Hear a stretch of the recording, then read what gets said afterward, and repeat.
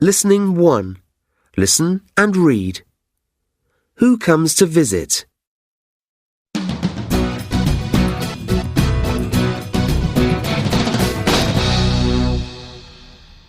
Do you want to play a game, Ed? No, we always play games. I want to do something different. Let's call Libby.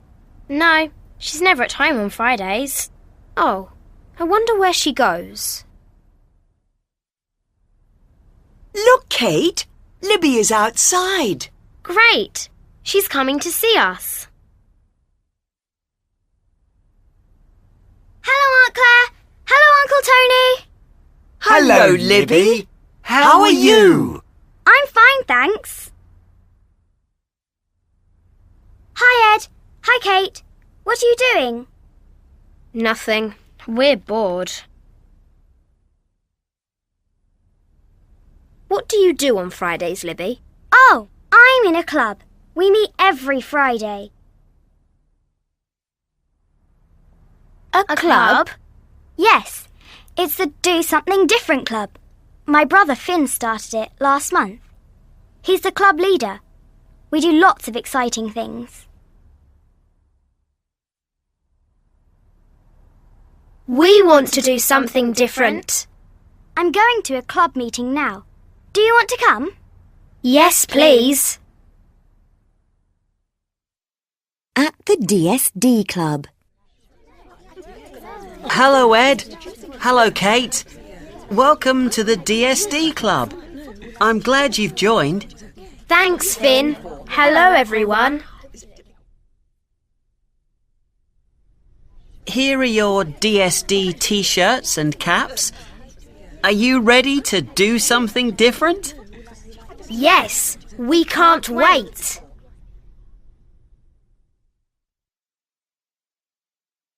Listening 2. Listen and read. What is Professor making?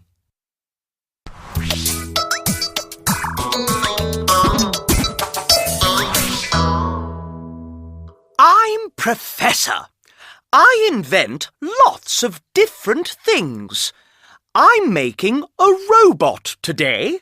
Hello, my name is Chip. I work every day, so I invented Chip to help me in the lab and house. He's washing the dishes now. I help Professor.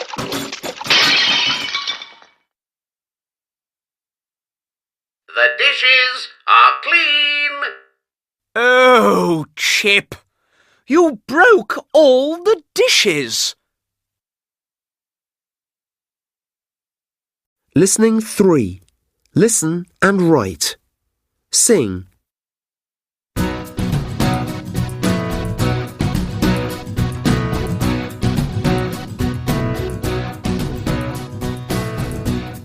Try a new sport, learn a new fact, find a fun new game to play. Learn a new skill, make a new friend, do something different today. Do something different, have lots of fun. It's amazing to try something new. Do something different, have lots of fun. There are so many new things to do.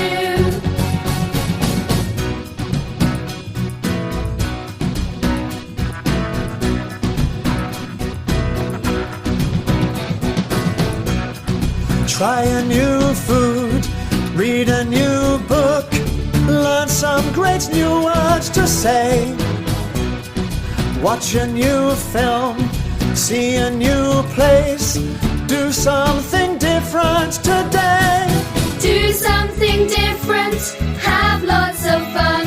It's amazing to try something new. Do something different, have lots of fun. There are so many new things to do. Do something different, have lots of fun. It's amazing to try something new. Do something different, have lots of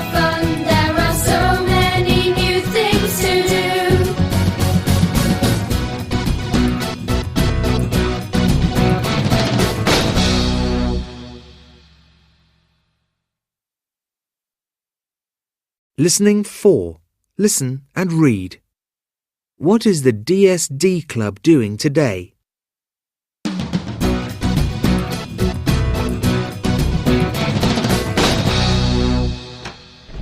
Have fun at the club.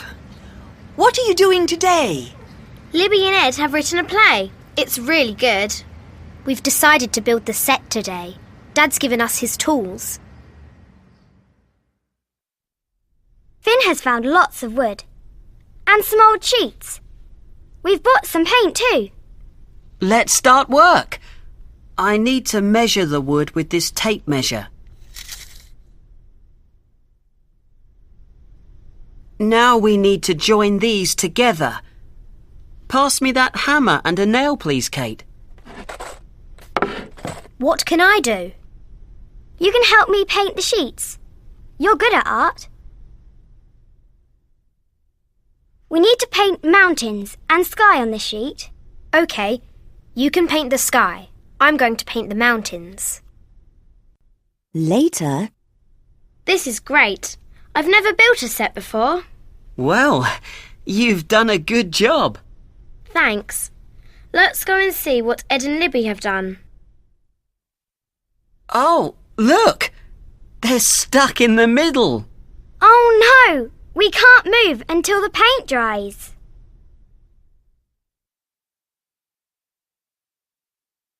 Listening 5. Listen and repeat. rope, saw,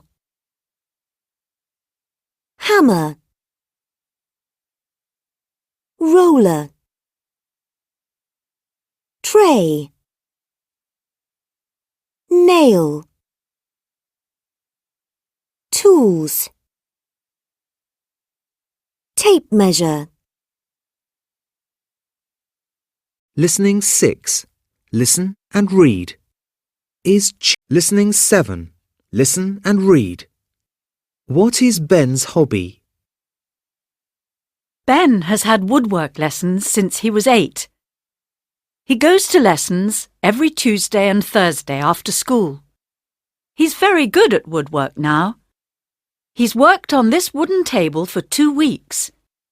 He's decided to give it to his mum as a present. Listening 8. Listen and read. My treehouse. I've always wanted a treehouse. I think they're great places to play. My dad drew the plans for a treehouse, and we started to build it one day. Dad's got some boards and a toolbox, some nails and a hammer and saw. He said you'll need help with your treehouse because you've never built one before. We started working together. He watched as I hammered and sawed. He tried not to laugh very loudly when I nailed my coat to a board. Soon my new treehouse was ready. It looked wonderful there on the grass. 4 walls and a door and a carpet, and 2 windows, both with real glass.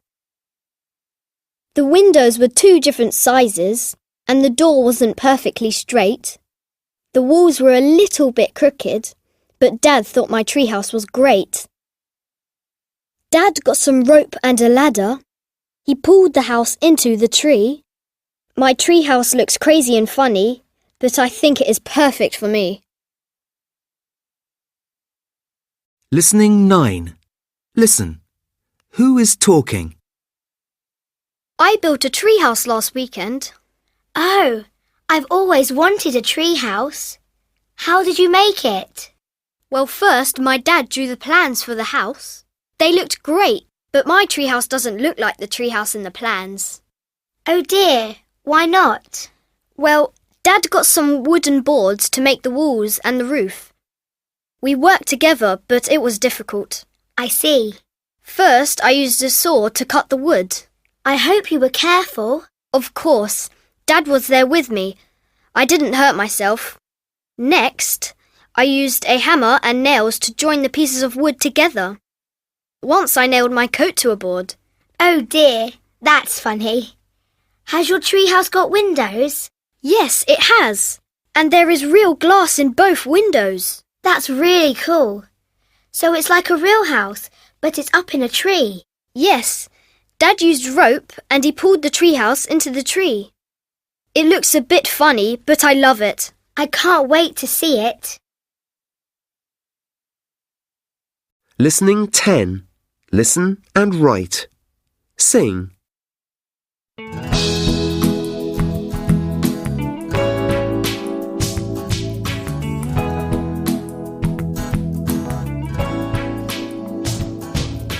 Have you ever built a boat? Build it, sail it, watch it float. Take some nails and take some wood.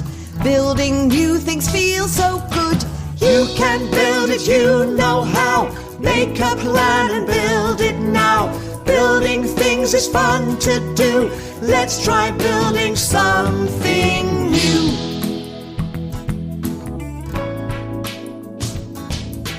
Have you ever built a kite? Take some string and tie it tight. Take a hammer, take a saw. It's such fun, let's build some more. You can build it, you know how. Make a plan and build it now. Building things is fun to do. Let's try building something new.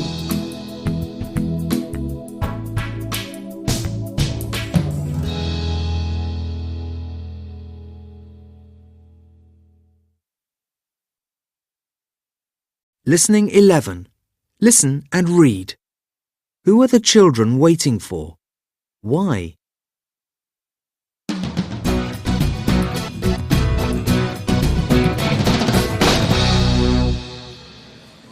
I'm so excited. The audience has arrived. Our play is going to start in 5 minutes. I'm not excited. I'm nervous. I need to look at the script again. I don't want to forget my words. Relax, Kate. You've already learnt the script. You know what to say. You look great. Your makeup is really cool. Thanks, Ed. So is yours. You look really scary. Where is Finn? He's got all our costumes. He's very late. The lights in the hall have just gone down. It's time for the play to start. Has Finn tried to call you, Kate? No. Oh, wait. This is Finn now. Hi, Finn. What's going on? I'm really sorry.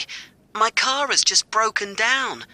I've already called the garage, but they can't come for half an hour. Oh, no. What are we going to do? The audience is waiting, but we can't perform the play without our costumes.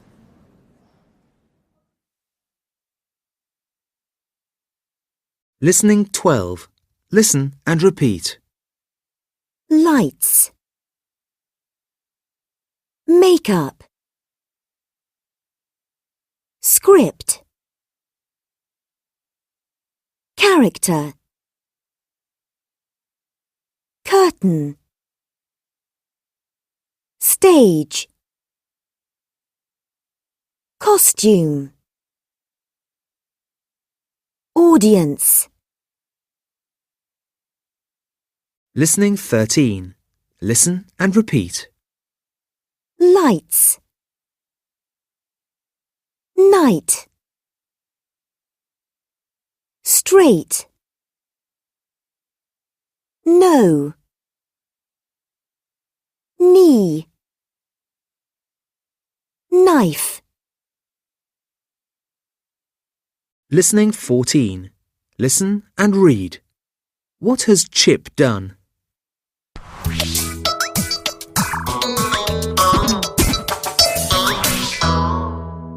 Hello, Chip. Did you use my great gardening machine today? Yes, I did. Did the machine work? Yes, it was great. Look, I've cut the grass and I've tidied up all the leaves. Oh, Chip. You've cut down all my flowers and you've pulled all the leaves off the trees. The garden looks terrible. Oh dear. Sorry, Professor.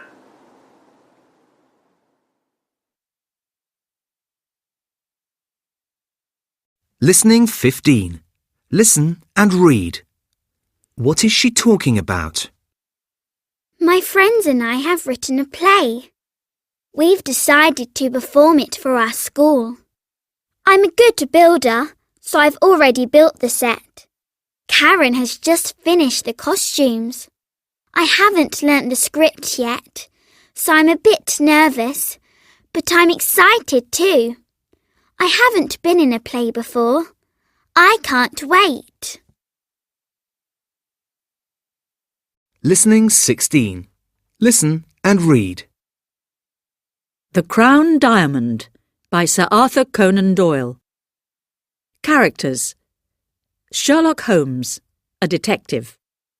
Dr. Watson, Holmes's friend. Billy, Holmes's servant. Sebastian Moran, a criminal. Sam Merton, Moran's friend. Scene 1. A room with a large window. There is a curtain across the window. Enter Watson and Billy. When will Holmes be back, Billy? I don't know, sir. He's very busy. He's trying to find the Crown Diamond. Oh, yes. It was stolen in the robbery last week. That's right, sir. Watson pulls back the curtain. A model of Holmes is in a chair by the window. What's this?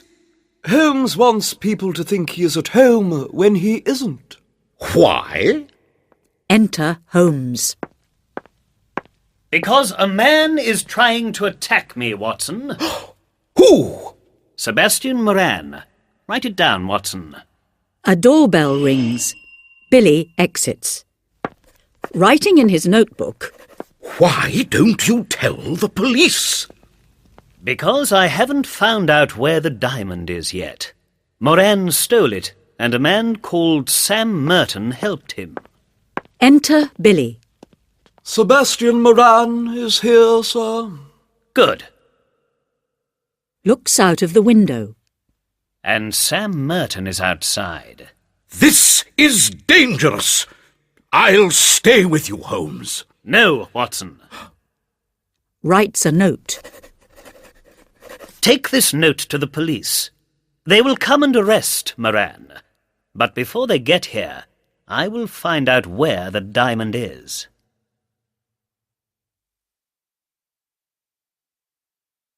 Listening 17. Listen to what happens next. Were you right? Ah, Mr. Moran. I'm glad you're here. I wanted to talk to you. I want to find the diamond. I don't know where it is. Yes, you do, and you're going to tell me. I won't tell you anything. Perhaps Mr. Merton will tell me. Billy, please bring Mr. Merton in. Yes, sir.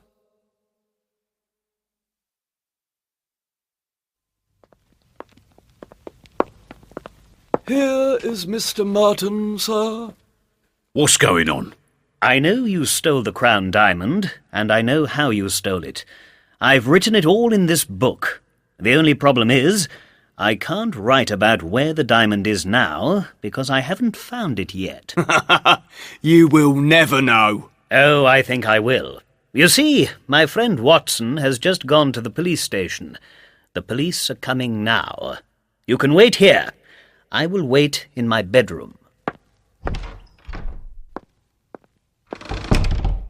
What are we going to do? I don't know. The diamond is here, in my pocket. Take it and leave the country. Thank you. I'll take that. Ah, that will be the police. Just in time.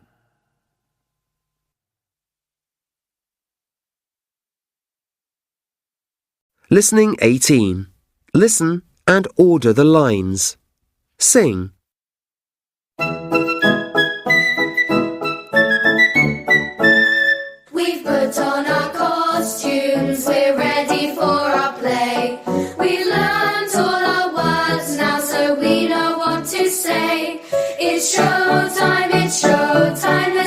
lights are so bright. It's showtime, it's showtime. Let's all be stars tonight. We've put on our makeup, we all look really cool. We're out on the stage now in front of all the school. It's showtime, the stage lights are so bright. It's showtime, let's all be stars tonight.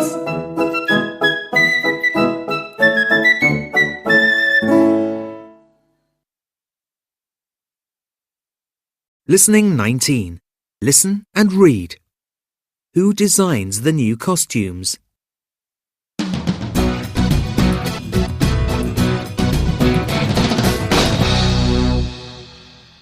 This is terrible. We haven't got costumes. Don't worry. We can make new costumes. How? Look, there are lots of things in this cupboard. Libby, take these feather dusters.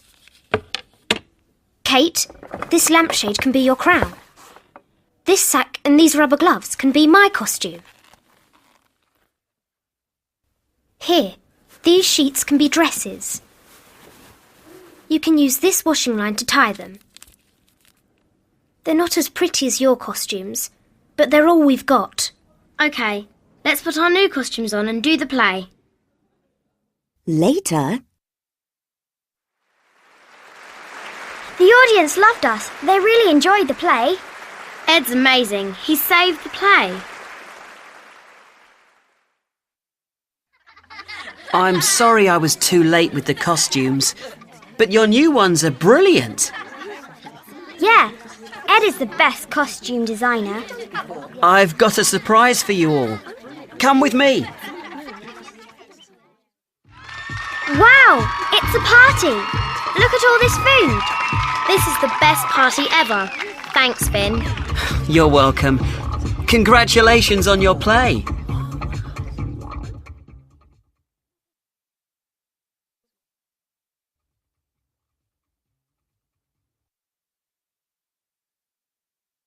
Listening 20. Listen and repeat. sponge, feather duster, lampshade, rubber gloves, washing line, broom, sack, cloth. Listening 21. Listen and repeat. Invent, invention,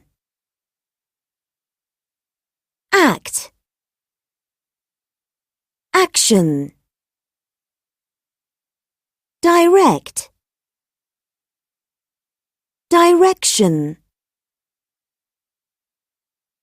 congratulate, congratulation, decorate, decoration, celebrate, celebration. Listening 22. Listen and read. What is happening in the photos? The Notting Hill Carnival is not as big as the carnival in Rio, but it is the largest street festival in the UK. It's as colourful as the carnival in Rio, and it's the most exciting event in London every year. This year, the carnival will be better than ever. There will be a competition for the best costume, and there will be lots of wonderful music. Don't miss it. Listening 23. Listen and read. Does Chip help Professor?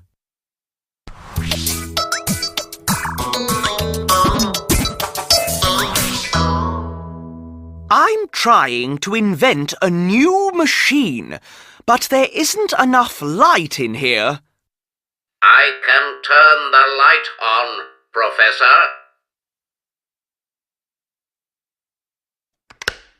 Is it bright enough now, Professor?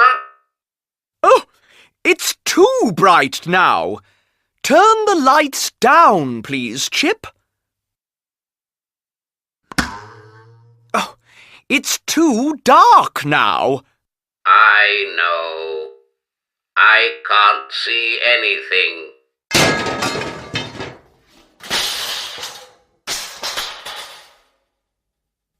Oh, Chip. Sorry, Professor. Listening 24. Listen and read. Lost at the carnival. It was the sunniest day of the year. Harry and Emily were very excited because they were at the carnival with their mum and dad. Harry had a superhero costume with a long red cape. Emily was dressed up as a pop star with a sparkly dress and sunglasses.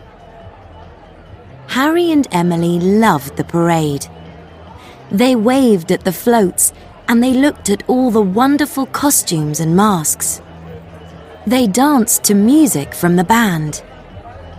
Just then, a crowd of dancers and people on stilts came down the street.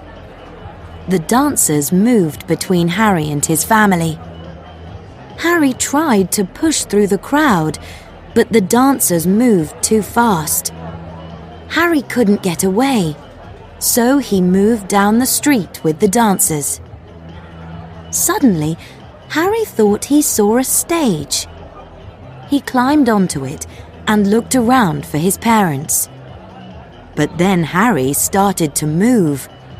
He wasn't on a stage. He was on a float with a lot of dancers on it.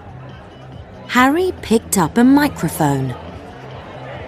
Hello? He said, and his voice came through all the speakers in the street. I'm Harry. Mum, Dad, Emily, can you hear me? Harry saw his mum and dad running through the crowd. Where have you been? They said. And where's Emily? I don't know, said Harry. I thought Emily was with you.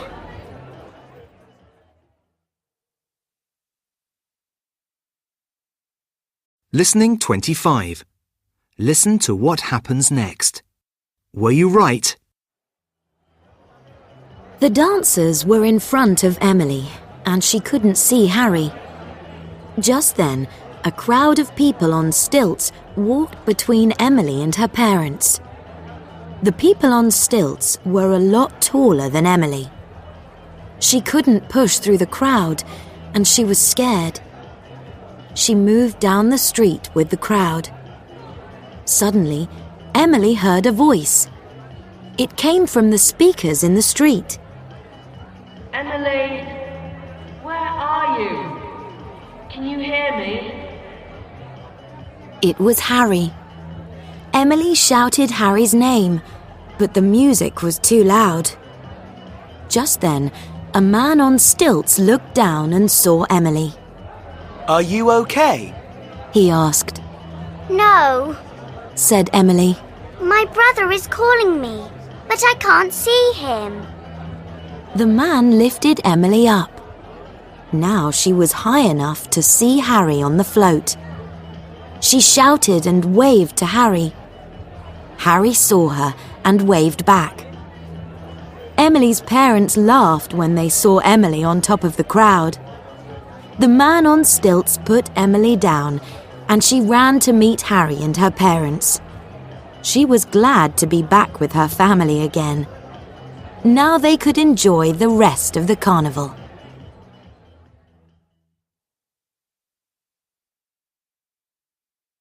Listening 26. Listen and order the lines. Sing Come to the Carnival.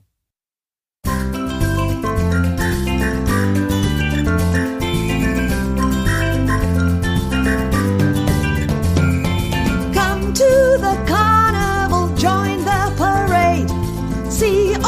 children in costumes they've made. See the princesses with beautiful crowns. See scary monsters and see funny clowns. Come to the carnival, join us today. Come to the carnival, sing, dance and play. Everyone's happy now, carnival's here. Carnival time is the best time of year.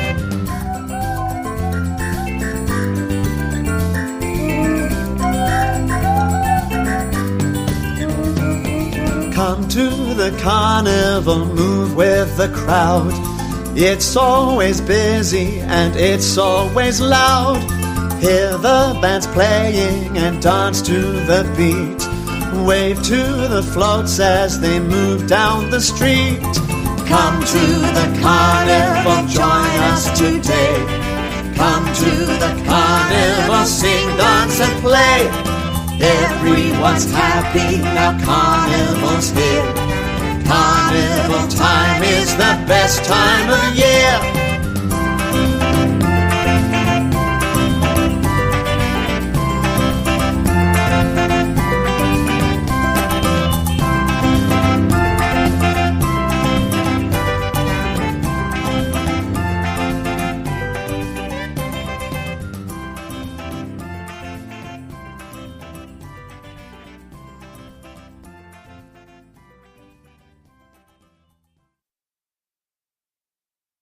Listening 27.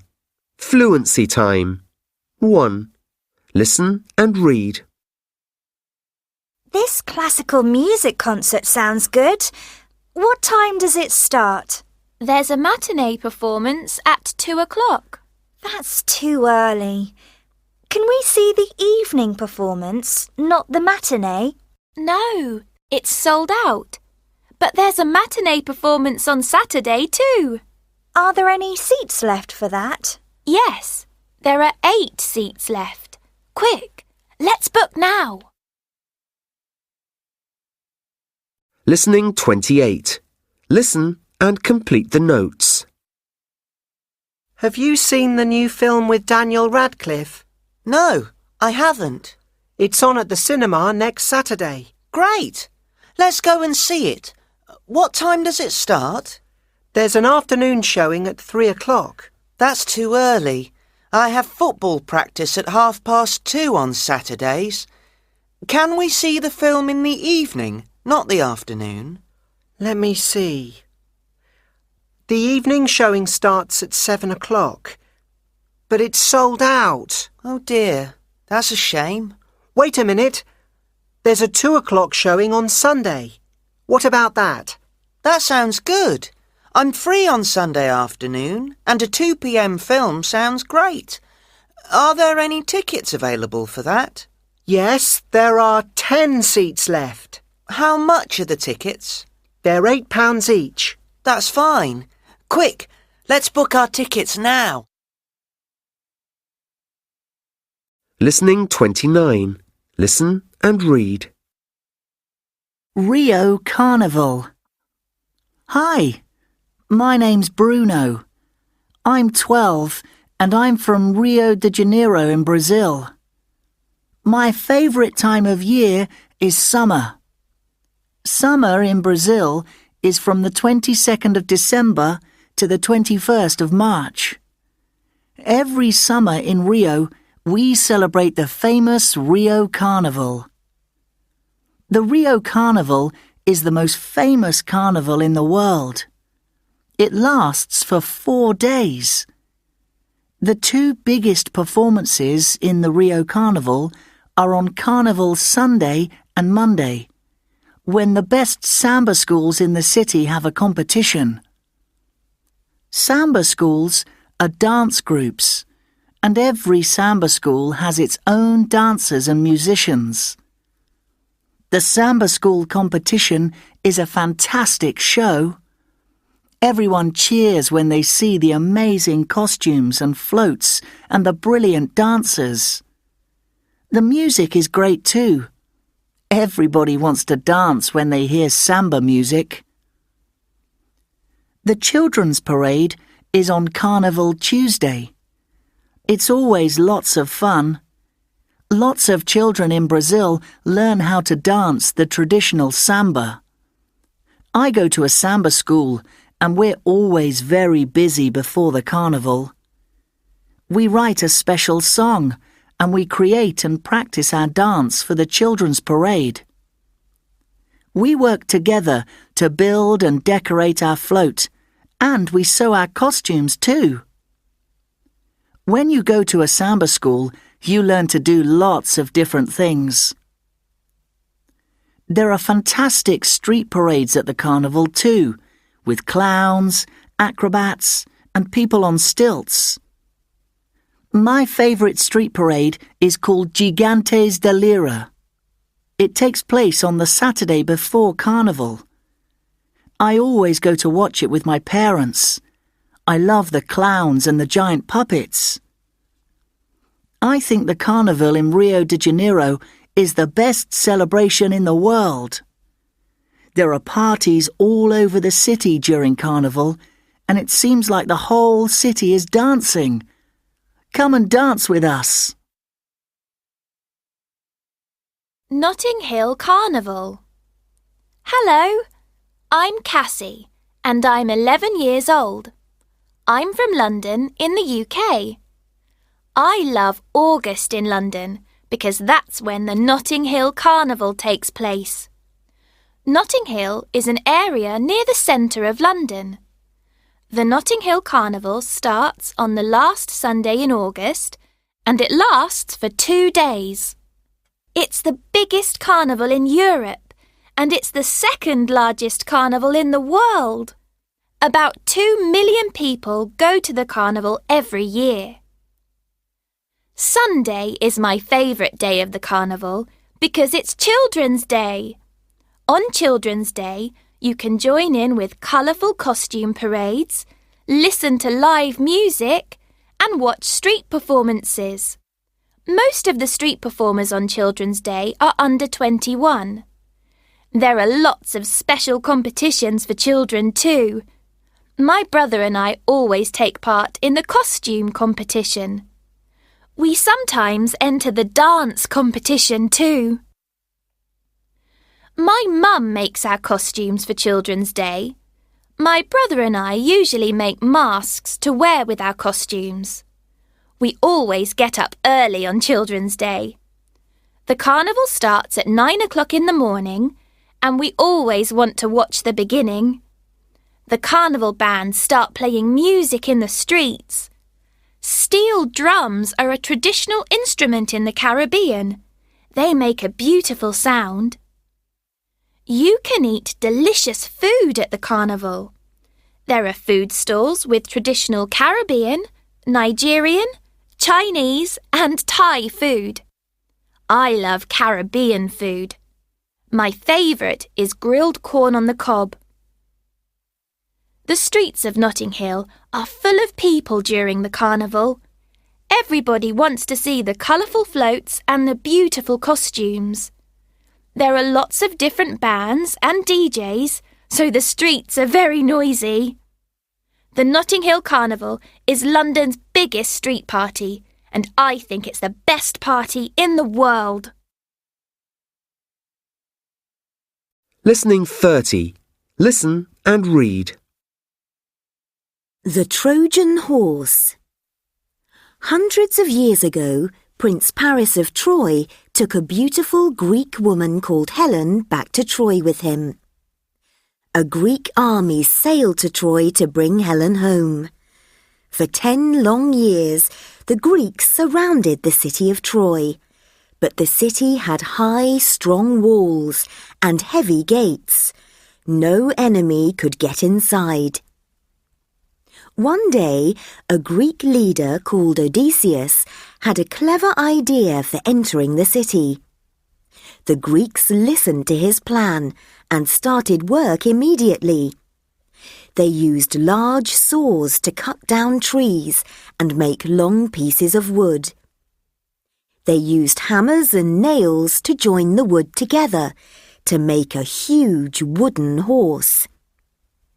They put the horse on a large wooden platform with wheels underneath so that the horse could move along the ground. They made a door in the horse's stomach so that 30 soldiers could hide inside the horse. The rest of the Greeks sailed their ships to an island near the city of Troy and waited.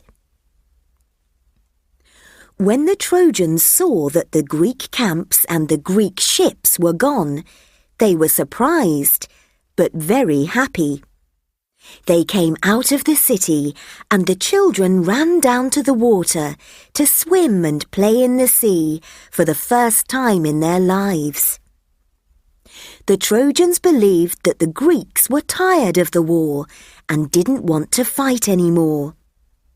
Then the Trojans saw the amazing wooden horse.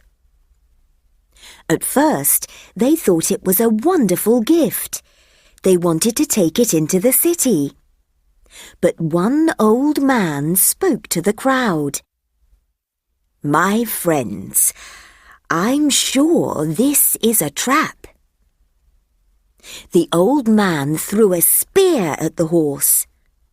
The spear stuck in the side of the horse, and a strange noise came from the horse. For a moment, the Trojans were afraid, and they wanted to burn the wooden horse. But just then, some Trojan soldiers arrived with a prisoner. The prisoner was a Greek called Sinon. "This man can tell us the truth about the horse," said the Trojan soldiers.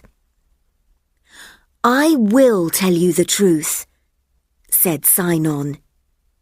"You are better friends to me than Odysseus. He left me here, and now I can't get home." The Trojans listened to Sinon and tried to decide whether he was telling the truth or not. "Tell us the truth about the horse," said the Trojan soldiers. "The Greeks wanted to end this war a long time ago, and so recently they decided to sail home," said Sinon. "They wanted the gods to send them a good strong wind to blow our ships home. They built this horse and filled it with treasure to make the gods happy." The Trojans believed Sinon and wanted the treasure that he was describing. They pulled the wooden horse into the city of Troy. The children danced around the horse, and musicians began to play. It was time to celebrate the end of the war. The soldiers let Sinon go free, and he went to the beach. He lit a fire to send a signal to the Greek army on their island. At night, the Greek soldiers quickly climbed out of the horse and down a long rope to the ground. At last, the Greeks were inside the city of Troy. They opened the gates of the city for the rest of their army to enter. Then they found the beautiful Helen and took her home to Greece. This time, the war was truly over. Listening 31. Listen and read. Why do they go to the wildlife park?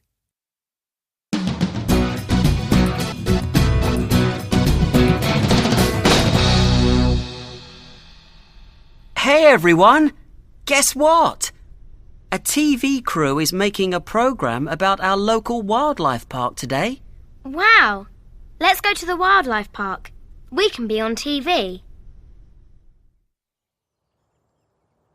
I love this wildlife park. We used to come here all the time when we were little, but I haven't been here for a long time. I like it here too. It's really pretty. It doesn't look very pretty today. Look at all this litter. That's terrible. Litter really damages the environment. The wildlife park isn't a rubbish dump. Oh dear, those people look very upset. Are you okay? No, we're in trouble. Someone dumped a lot of litter here last night. The park is a mess. We were checking the park this morning when we found all the litter. Who did this? We don't know, but they've dumped lots of rubbish in the river too. Come and see. Oh no, this is terrible. I know. The river used to be beautiful, but now it's full of pollution and the birds are in danger. What are we going to do?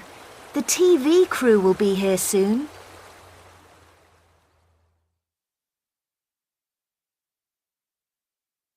Listening 32. Listen and repeat. Clean up. Damage. The environment. Litter. Planet. Pollution. Rubbish dump. Wildlife. Listening 33. Listen and repeat. Wildlife park. Rubbish dump. Swimming pool. Police station. Computer room. Post office. Listening 34. Listen and read. Where did they go?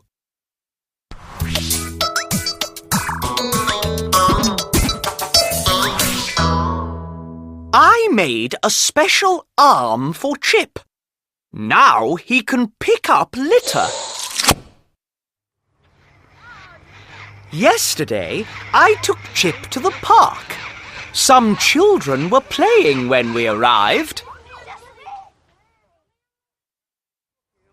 Chip picked up some litter, but he also picked up a ball, a bike, and a skateboard.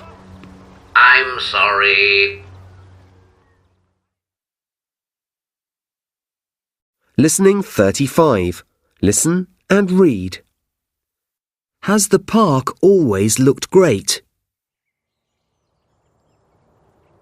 Wow!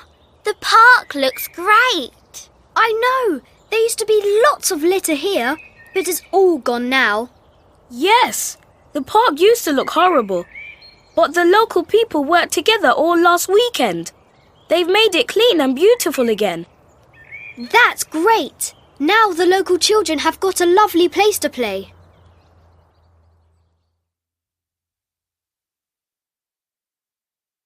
Listening 36. Listen and read.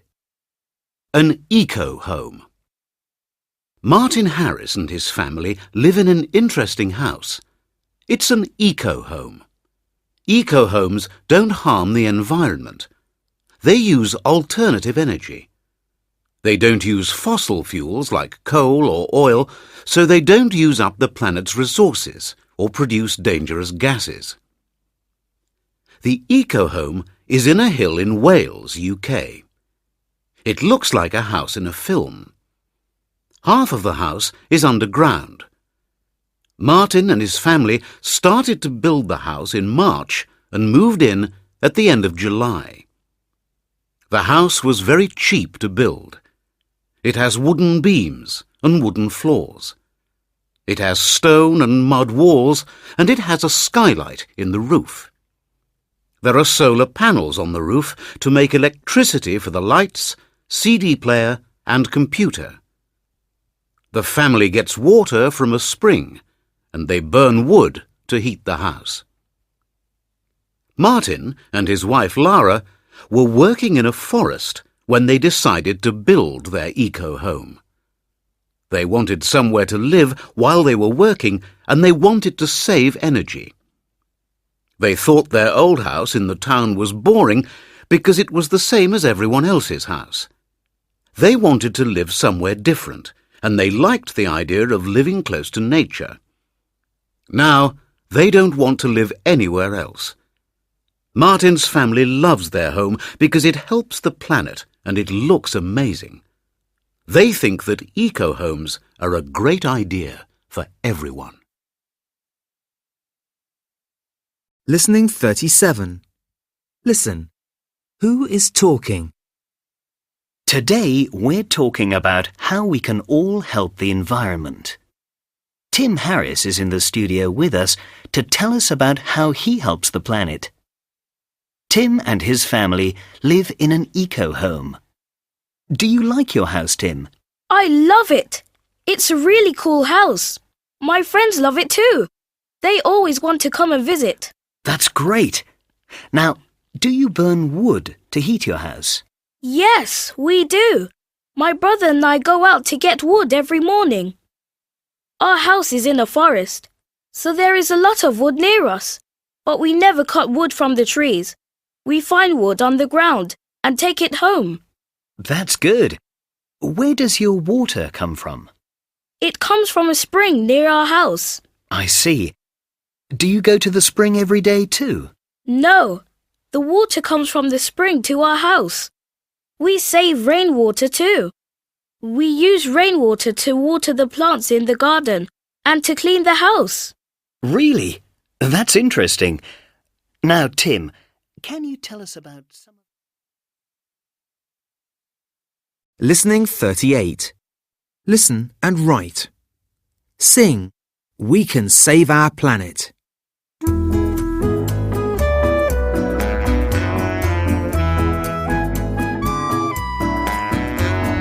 Every day the sun shines and gives us heat and light. Let's use solar power to make our future bright. We can save our planet. Why don't we start today? We can work together and find a better way.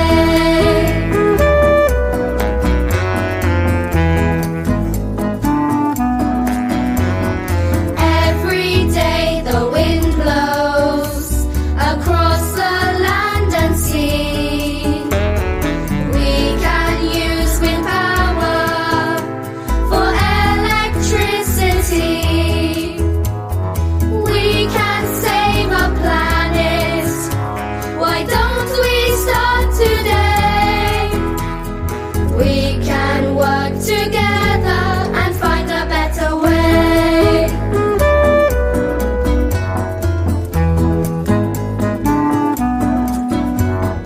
Cars use lots of petrol. Let's save on fossil fuels. Let's use public transport to go to work and school. We can save our planet.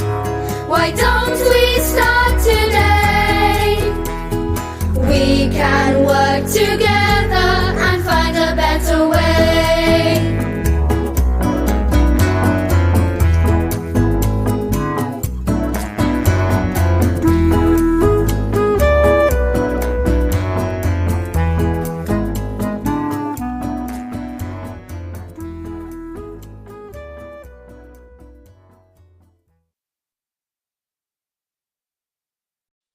Listening 39. Listen and read. How do the children help?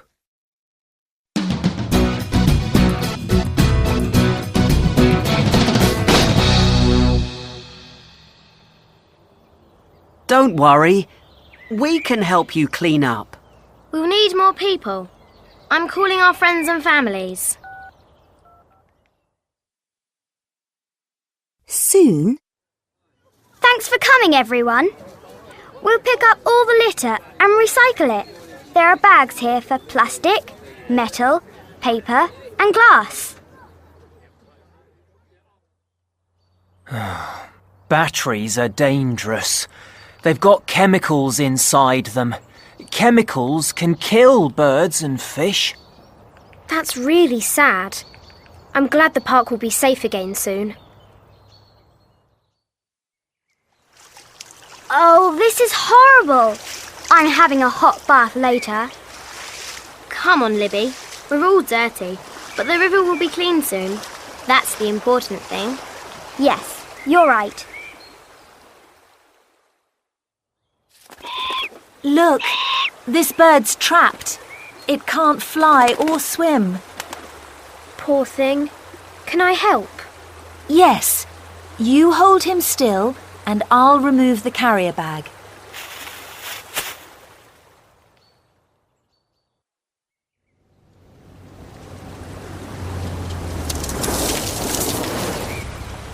Look! The TV crew is here. Oh no, they can't film yet. We're not ready.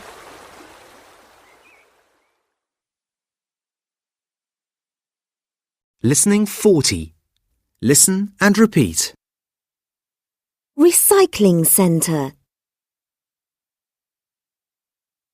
Bottle bank. Carrier bag. Paper. Metal. Oil. Battery. Chemicals. Listening 41. Listen and repeat. Remove. Return. Recycle. Reuse. Retell. Rewrite.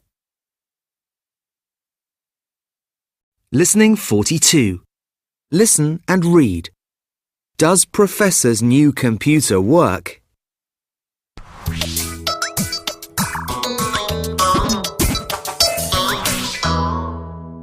I'm putting a new computer in Chip's head. It will make him very clever. There! Now Chip will know how to do everything and he won't make mistakes. Can you clean the floor, please, Chip?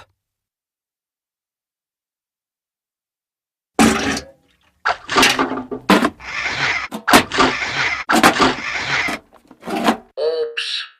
I'm sorry. Oh dear. I think Chip will always get things wrong. Listening 43. Listen and read. Where are they going? What are you doing this afternoon? Dad and I are taking all our rubbish to the recycling centre. Can my sister and I come with you? We've got lots of rubbish too. Sure. We're leaving at 2 o'clock. Let's meet outside your house. Listening 44. Listen and read. As good as new. We all want to help the planet, but we want to look good too. Now you can buy lots of great clothes and accessories and protect the environment at the same time. Would you like some new shoes? They're colourful, fashionable, and guess what? They used to be car tyres. It's easy for scientists to recycle car tyres and use the rubber to make new things. Do you like this fun bag? It's bright and trendy, but can you guess what people made it with? Have a look. This bag used to be old juice cartons. This colourful t-shirt used to be plastic bottles. It takes 5 large plastic bottles to make 1 large t-shirt. You can buy baseball caps that used to be plastic bottles too. Guess what? These beautiful bracelets used to be old newspapers, comics, and bus tickets. Next time you are out shopping, see how many recycled items you can find. Or why not try making something new from your old rubbish? You can make greetings cards from old paper, magazines or paper bags. You can make book covers from old carrier bags, posters, maps or even clothes. You can save wrapping paper, gift boxes and ribbons and use them again. We want to hear about your ideas too, so we're having a competition. What can you make with your rubbish? Send us an email with a photo. We'll send a cool, as good as new t-shirt to the 10 readers with the best ideas, and we'll print your photos in our next magazine.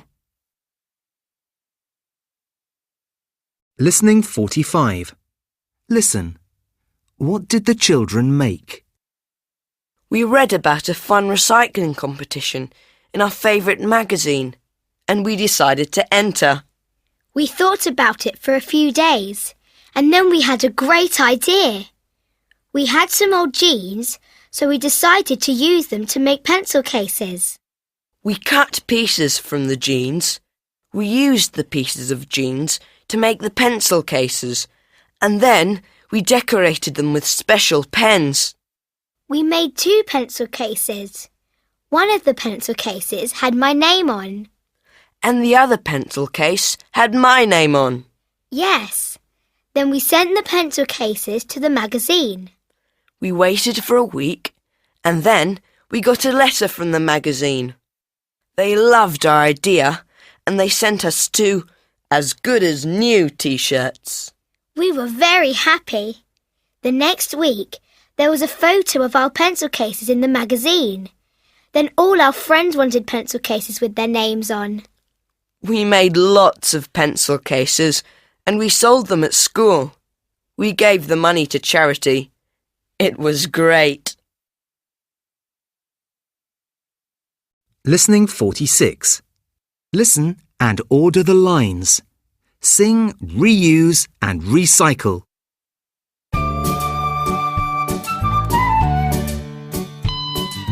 Bottles and boxes and ribbons and jars, old books and magazines, ties from cars. Recycle your rubbish and make something new. There are so many great things you can do.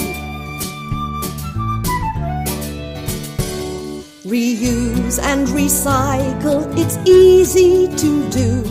Let's use something old to make something brand new. Reuse and recycle, come on everyone. You'll help save the planet and have lots of fun.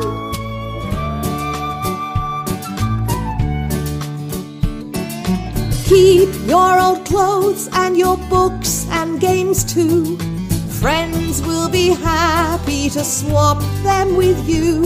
Recycle your rubbish, don't throw it away. Perhaps you can use it a different way. Reuse and recycle, it's easy to do. Let's use something old to make something brand new. Reuse and recycle, come on everyone. You'll help save the planet and have lots of fun.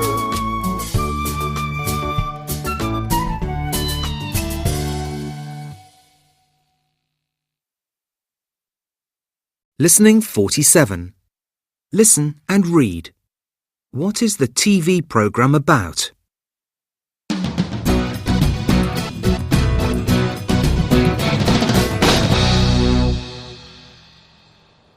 Please don't film the river yet. It isn't clean. Can you film the aquarium or the reptile house first? I'm Karen. I'm the presenter. What happened to the river? Someone dumped lots of rubbish in it. We're helping the park keepers to clean up and save the birds. 5 minutes later... OK, we're going to make a different programme. We're going to film you cleaning up. It will be a great show. Really? That's so exciting. We're going to be on TV. Later that week... The children have worked hard all afternoon. Oh, look! There I am. And there's Libby. We're very glad that the river is safe again. Now we're going to take all the litter to the recycling centre. Thanks to the DSD Club for all their help. They can have free visits to the wildlife park anytime. Wow! That's great! I'm going to go next weekend. Me too, but this time I'm not going to go in the river.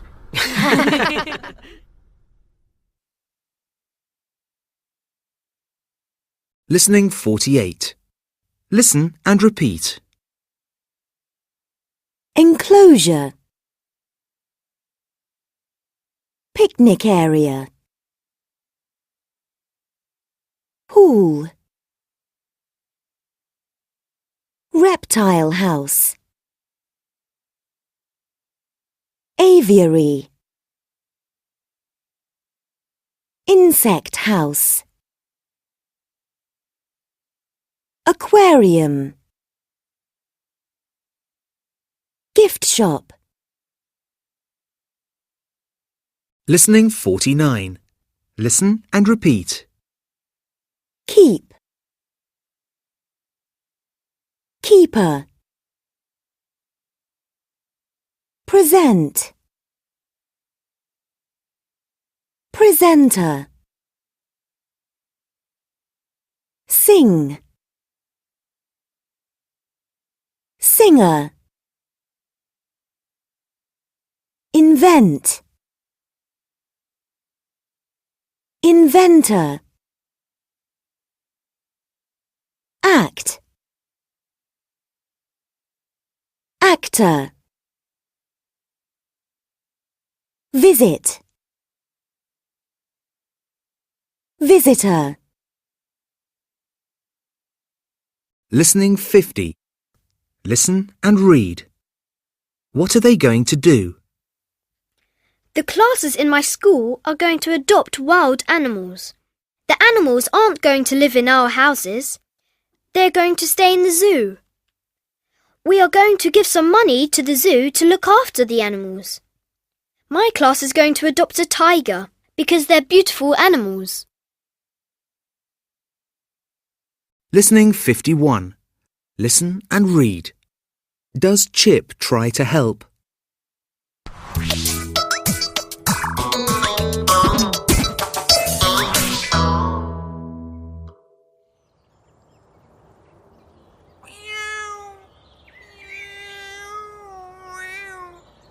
Oh dear! My cat is in the tree and it can't get down. It's going to fall. Look! Chip is going to help my cat. He's going to climb the tree.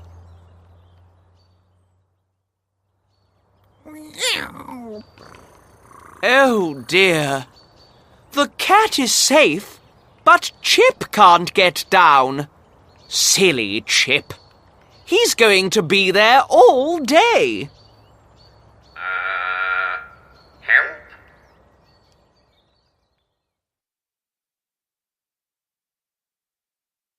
Listening 52. Listen and read. The Zoological Society of London, ZSL, tries to breed endangered species and prevent animals from becoming extinct.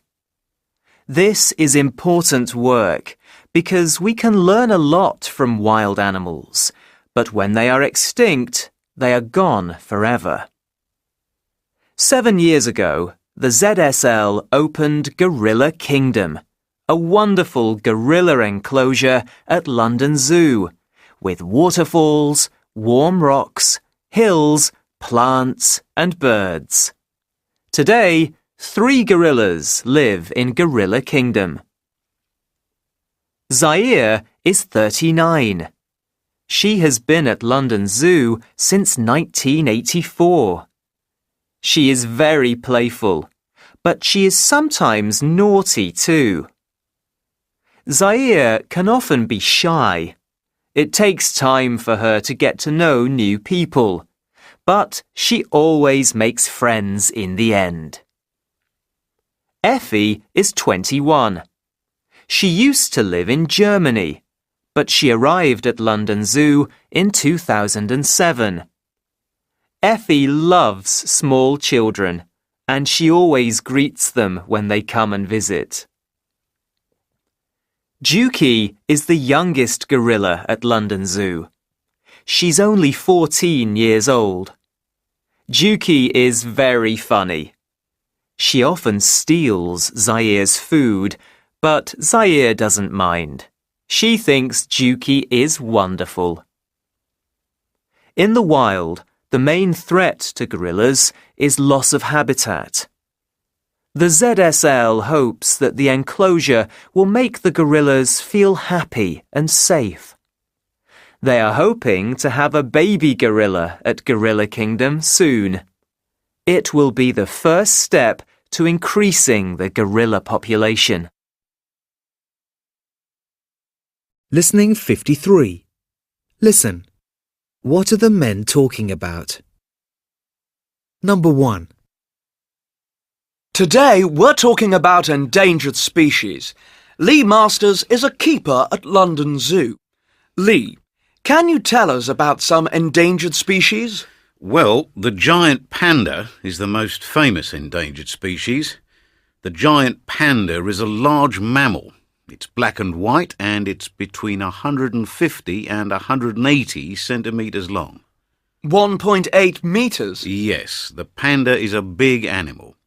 It weighs between 80 and 151 kilograms. That's the same as 2 men. Pandas live in hills and mountains in China. The main threat to the panda is loss of habitat. I see. Number 2. What about endangered birds? Well, the great green macaw is one example of an endangered bird. It's between 85 and 90 centimetres long. And what's its weight? It weighs about 1 kilogram. 1 kilogram? That's quite heavy. Yes, it's a big bird. The great green macaw is also endangered because of loss of habitat. It lives in rainforests, but people are cutting down the trees. That's sad. Yes. Number 3. Another problem is that people kill animals for food or sport, like the southern bluefin tuna. The bluefin tuna is a large fish. It is up to 430 centimetres long. Wow! 430 centimetres? Yes, it weighs up to 910 kilos, so it's as heavy as 3 horses. The bluefin tuna lives in oceans, but because of fishing, there aren't many left. Listening 54. Listen and write. Sing.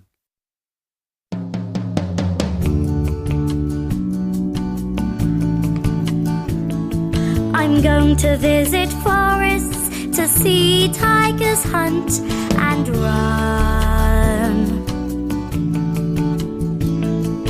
Then I'll go to the mountains to see pandas in the sun.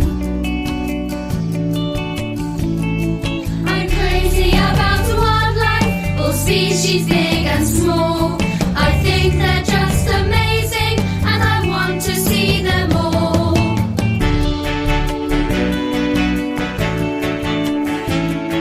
I'm going to take a boat trip to see dolphins swim and play. And when I'm in the jungle, I'll hear parrots sing all day. I'm crazy about wildlife, all species big and small. I think they're just amazing.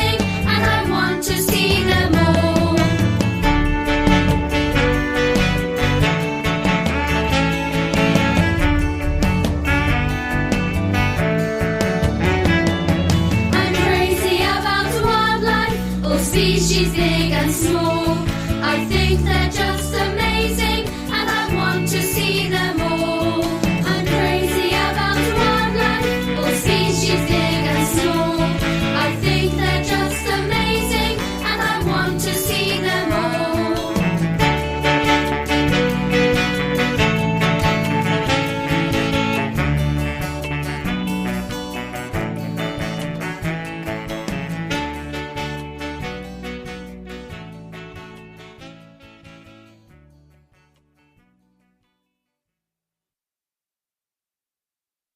Listening 55.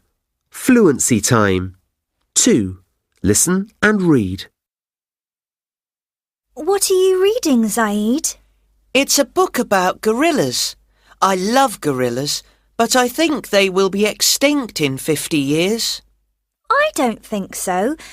I imagine that there will still be gorillas in 50 years. But I think people need to do more to help endangered species. You're right. Let's look online and find out what we can do. Listening 56.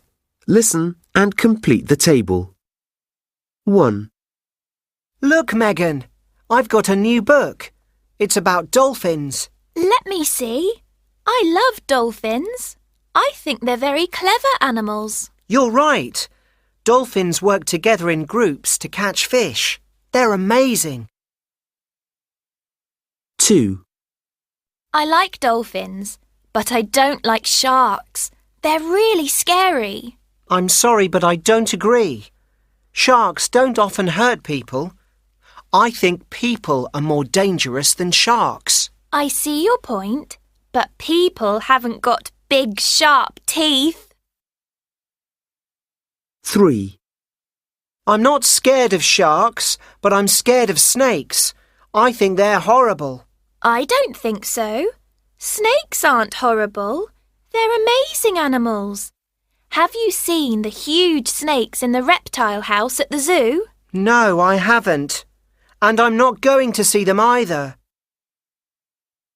4. What other animals are you scared of, Megan? I'm very scared of wolves. They look really dangerous. But wolves are a kind of dog. You like dogs. That's true, but I don't like wolves. You can't take a wolf to the park. No, you can't.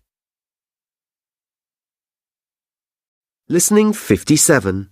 Listen and read. Earth Day. What is Earth Day? Earth Day is an international event when people all over the world think about how we can protect our planet. Earth Day takes place on the 22nd of April every year. How did Earth Day start? In 1970, US politician Gaylord Nelson decided that there should be a special day for people to think about how we can work together to take better care of our planet. The first Earth Day took place on the 22nd of April, 1970, in the United States.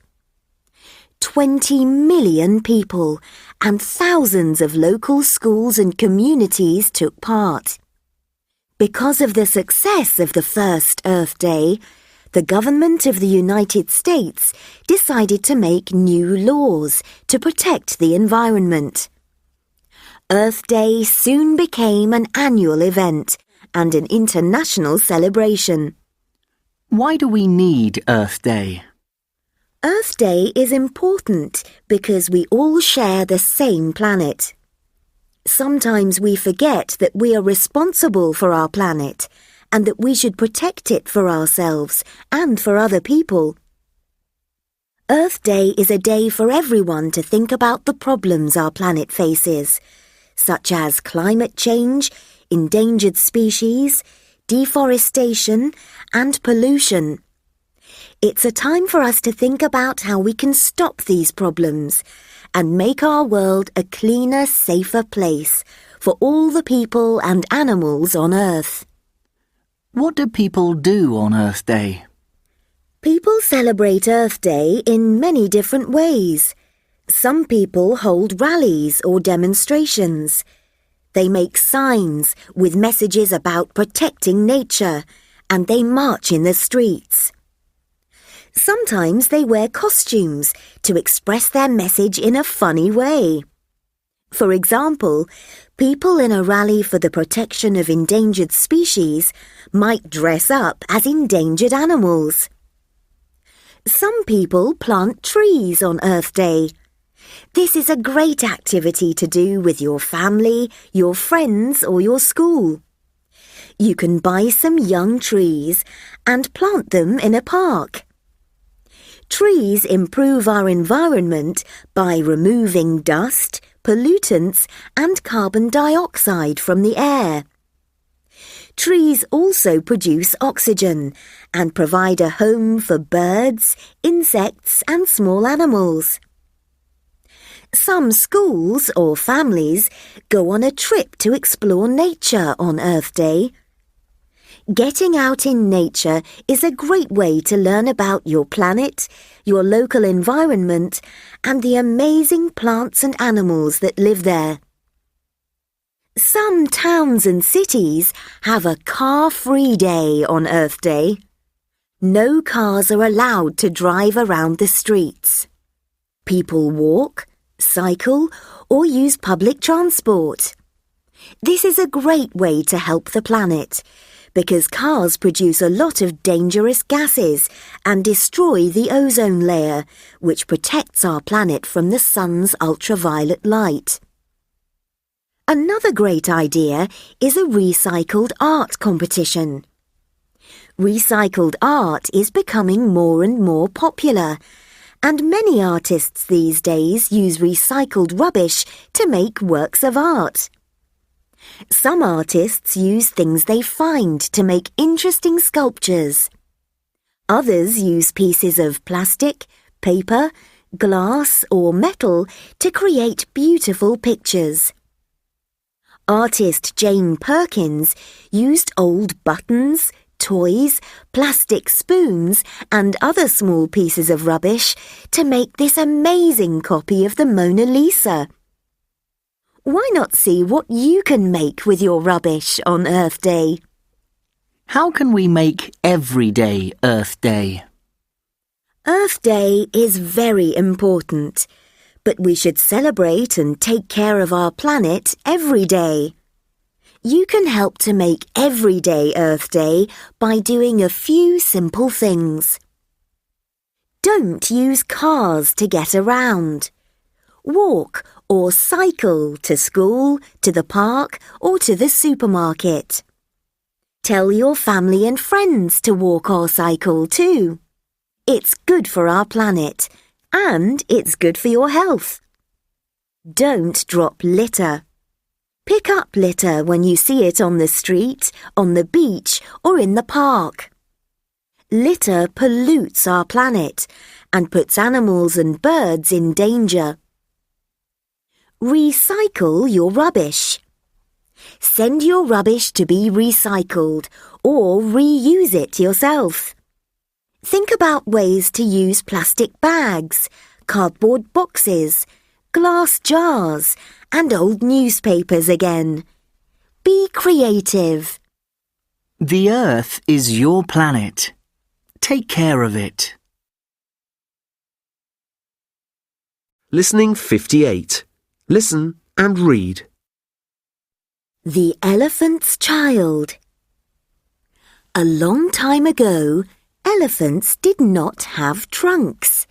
They had short grey noses. There was a young elephant, the elephant's child, who was very curious. He was always asking questions.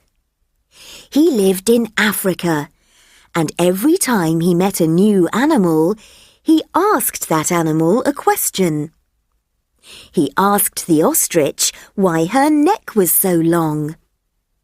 He asked the hippo why her eyes were red. And he asked the baboon why his face was hairy. He asked questions about everything, and he made all his friends and family very angry. They didn't like answering questions all the time. One morning, the elephant's child asked a new question. "What does the crocodile have for dinner?" he asked. His family looked scared. "Be quiet," they said. The elephant's child went for a walk. Soon he met a parrot.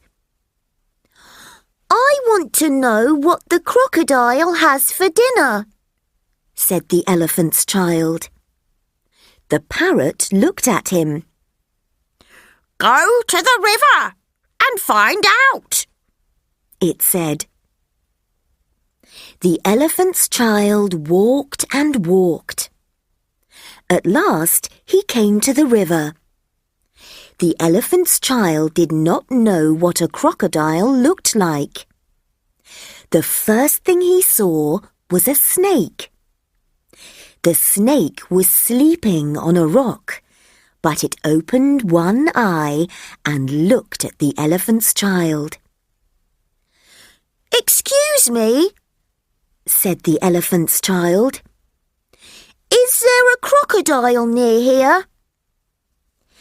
"What a silly question," said the snake.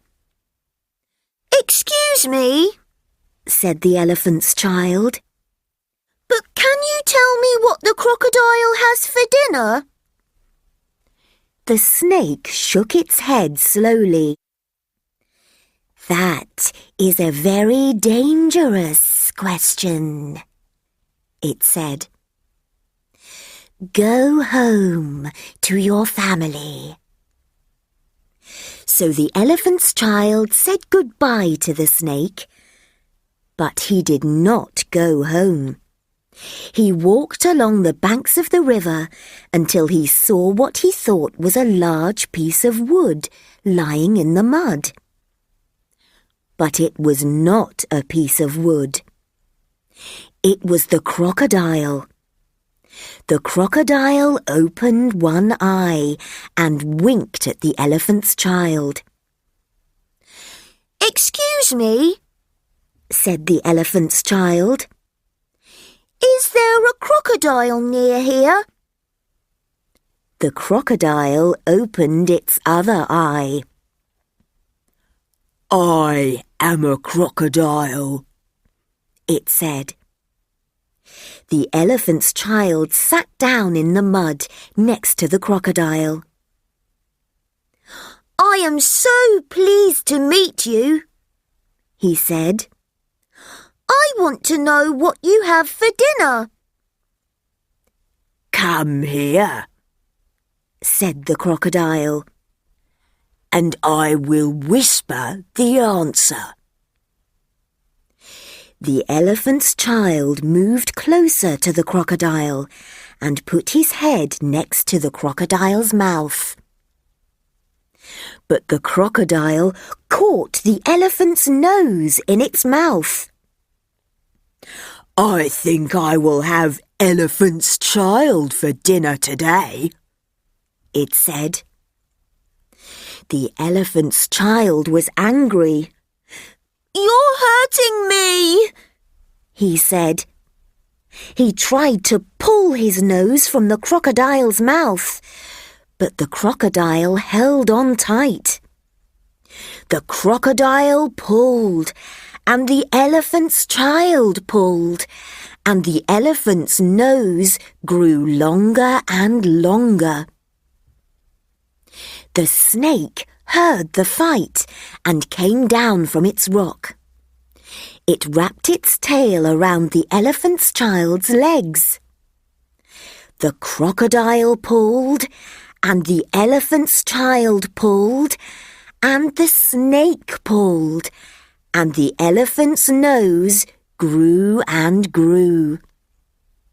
But the elephant's child and the snake were strong, and suddenly the crocodile let go of the elephant's child and fell back into the river with a loud splash. The elephant's child fell backwards into the mud. He thanked the snake. "My nose is the wrong shape now," he said. It was a long trunk, like the noses that all elephants have today. A fly landed on the elephant's back. The elephant's child lifted his trunk and hit the fly with it. "Your new nose is very useful," said the snake. "Try and eat something now." The elephant's child pulled up some grass with his trunk and pushed it into his mouth. "You are lucky to have a nose like that," said the snake. "Now go home to your family." So the elephant's child walked home. When he was hungry, he pulled fruit down from a tree with his trunk. And he picked grass up from the ground with his trunk. When he felt lonely, he sang through his trunk, and the noise was loud and wonderful. When the elephant's child got home, his family was very pleased to see him. "Where did you go?" they asked. "And where did you get that wonderful nose?" "The crocodile gave it to me," said the elephant's child. So all the elephants went to the river to get new noses from the crocodile. That is why all the elephants in the world today have long, useful noses like the elephant's child. Based on a fable by Rudyard Kipling. Listening 59. Listen and read. What are the children doing in picture 5?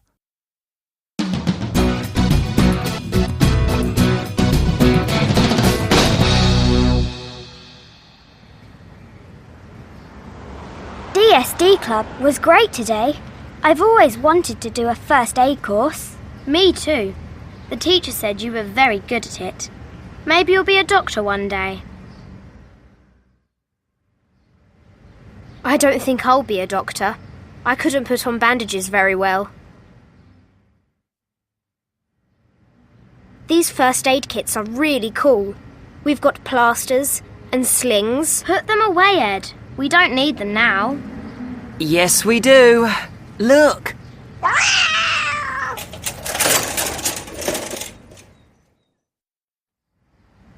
Oh no! He's fallen off his bike. Are you okay? No, my leg really hurts. It's okay. We know first aid. The teacher told us it was important to support a patient's head. Here, we can use my jumper. I've got my mobile phone. I'm calling an ambulance now. You haven't broken any bones, but you need to go to hospital. Thanks, kids. You're my heroes. Come and visit me in hospital. Do you know who that is? It's Jim Fisher. He's the best footballer in town. Listening 60. Listen and repeat. First aid kit. Bandage. Bruise. Burn. Plaster. Cut.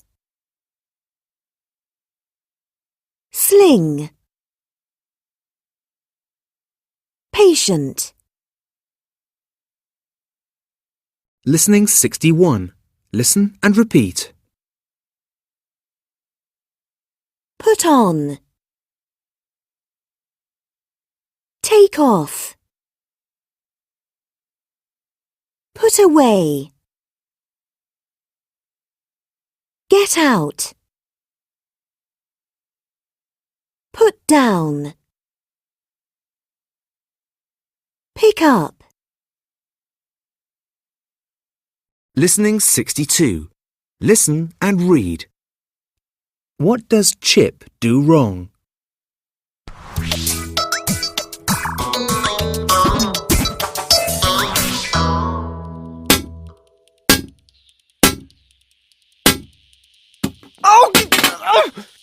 Oh no! I've hurt my hand! Chip, I need some bandages. Wait a minute, Professor. Here you are, Professor. What? What are these, Chip? You said you needed some sandwiches. No, Chip. I said I needed some bandages.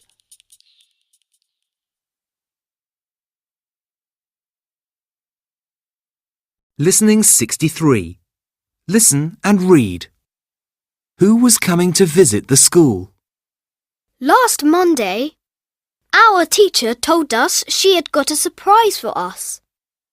She told us a doctor was coming to the school the next day. She said we were going to learn first aid. We were all very excited. Our teacher said that it was important to know first aid so that we could help in an emergency. Listening 64. Listen and read. A day in the life of a firefighter. Rob Elliott has worked as a firefighter for 8 years and he loves his job. Rob's day starts at 9 a.m. Rob and the rest of his crew meet in front of the fire station to get their instructions for the day. Every day is different, says Rob. On some days, I drive the fire engine. On other days, I wear the breathing apparatus. I enjoy every part of my job. Rob has rescued people from all kinds of situations. We get called to road accidents, floods, rail and air crashes or chemical spills, says Rob. But firefighters do more than rescue people. They give first aid and they clean up and check sites after an accident or disaster. They often work together with the police and paramedics. They also train people in fire safety. Today, Rob and Jenny, another firefighter, were busy checking the equipment. But suddenly there was a call. A house was on fire and there were 2 people trapped in an upstairs bedroom. The firefighters jumped into the fire engines and raced to the house. Rob and Jenny ran upstairs, while the rest of the team used hoses to put out the fire. Rob and Jenny found a mother and daughter in one of the bedrooms. They opened a window and helped the mother and her little girl to climb down a ladder. Soon the fire was out and everyone was safe.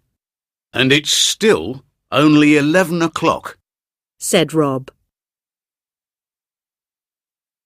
Listening 65. Listen. Why has the lady made the phone call? Emergency, which service? We need some help here. Can you come quickly? Do you need the police, fire brigade or ambulance?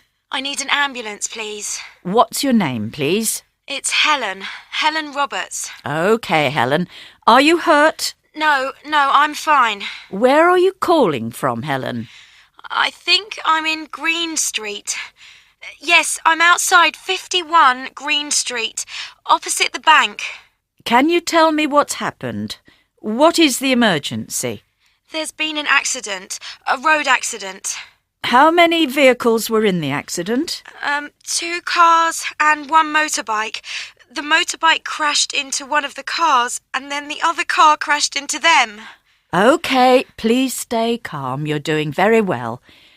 Now, how many people need help? 3, I think. Yes, 3 people. OK, Helen, the ambulance is on its way. Can you see if any of the people... Listening 66. Listen and order the lines. Sing.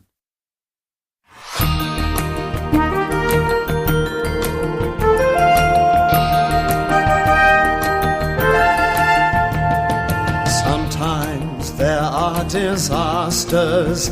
They can happen to us all.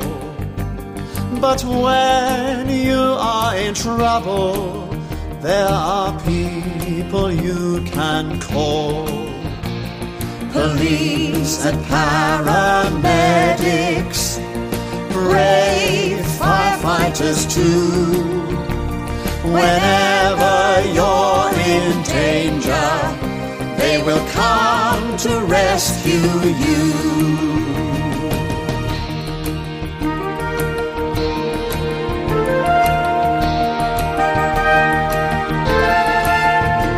So accidents can happen, but you're never on your own. There's help around the corner. Just pick up your telephone. Police and paramedics, brave firefighters too. Whenever you're in danger, they will come to rescue you.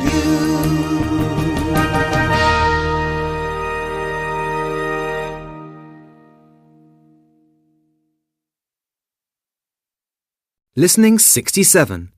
Listen and read. Where are the children in pictures 2 and 5?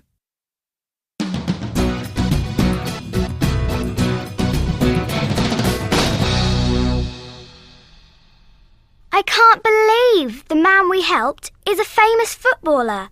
I know. I'm so excited about going to visit him in hospital. I know. Let's buy a present for Jim. Good idea. We can buy him some chocolates. No, chocolates are full of sugar. Jim's a footballer. He only eats health food. OK, let's buy Jim some fresh fruit. That's a better idea. Do you think he likes grapes? If he doesn't like them, I'll eat them. I love grapes. Oh, look! We can buy Jim a book too. That's a brilliant idea. He won't be bored in hospital if he's got a book to read. Come on then. Later. Hello, Jim. Please don't get up. How's your leg? Oh, it's okay, thanks. If I rest, I'll be better in a couple of weeks. A couple of weeks? But the big match is on Saturday.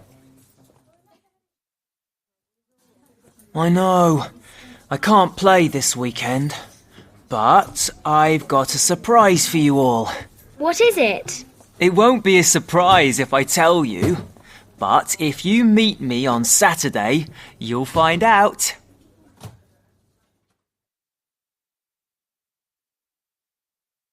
Listening 68. Listen and repeat. Additives. Dairy products. Health food. Homemade. Ingredients. Junk food. Ready-made. Sugar. Listening 69. Listen and repeat. Get up. Get on with. Get on. Get off. Listening 70. Listen and read. Does Professor's machine work?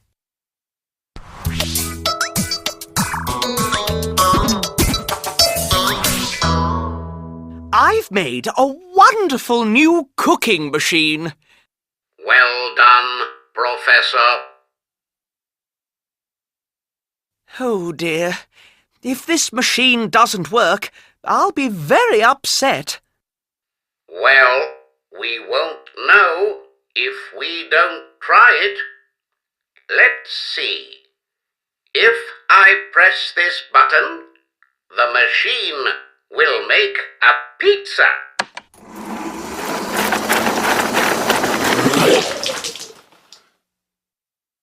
Oh dear, that isn't a pizza. No, but it's delicious.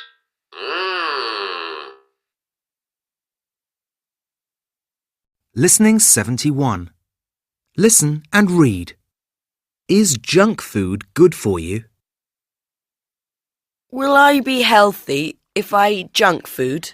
No, you won't. Junk food has a lot of additives and sugar in it. You can eat some junk food, but you mustn't eat a lot. You need healthy food too.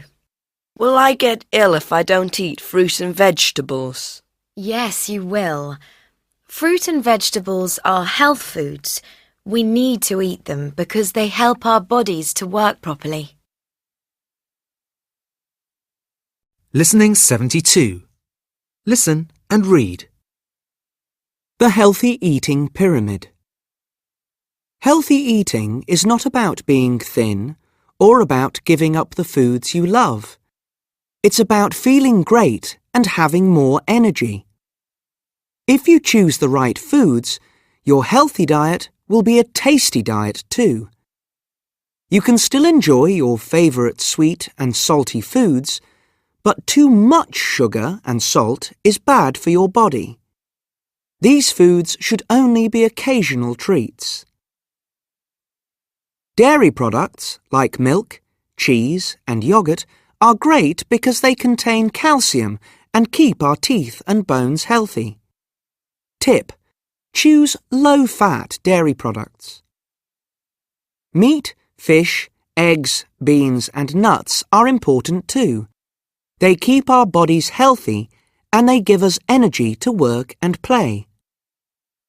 Tip: avoid salted or sugary nuts. Whole grains are an important part of every meal. If you eat lots of whole grains, you will have a healthy heart. Whole grains are in bread, cereal, pasta and rice. Tip: dark bread and brown rice are great sources of whole grains. Fruit and vegetables are the most important part of a healthy diet. They are low in calories and full of vitamins. Eat lots of fruit and vegetables with every meal and as snacks during the day. Tip: fruit and vegetables with brighter or darker colours have more vitamins. Healthy eating is easy and fun. Just take one step at a time towards a healthier diet. Listening 73. Listen. What is the same about these stories? I was making a special chicken dish for my family. I went to the supermarket to buy everything I needed. When I got home, I started cooking. Then I realised that I didn't have any chicken. I ran back to the supermarket and bought some. The meal was a bit late, but it tasted good. I wanted to help my mum, so I took the meat out of the fridge and put it in the oven to cook for dinner. After a while, there was a horrible smell. I looked in the oven and saw that the meat was wrapped in plastic. I forgot to remove the plastic and it melted in the oven and made black smoke. We couldn't eat the meat. I felt very silly. It was my mum's birthday and I decided to make her a cake. I put the cake in the oven and went into the living room. I was very tired and I fell asleep. I woke up when my mum came home. The house was full of smoke and the cake was black. It was very lucky that my mum came home when she did. I won't cook by myself again. I was making some soup, but it wasn't very tasty. I put some salt in the soup, but it tasted sweet. I put in some more salt and some more, but the soup tasted sweeter and sweeter. Then I tasted the salt. It wasn't salt. It was sugar. Listening 74. Listen and write. Sing.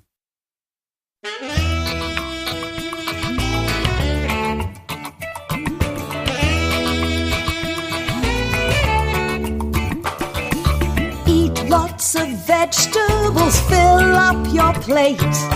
If you eat healthily, you will feel great. Food gives you energy for work and play. Start eating healthily, try it today.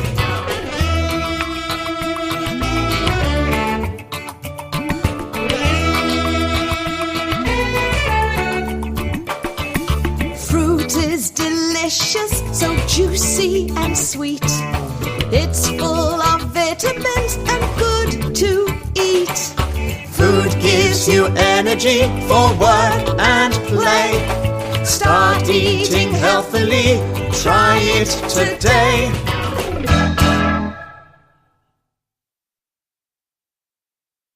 Listening 75. Listen and read. What are the children doing in pictures 4 and 6?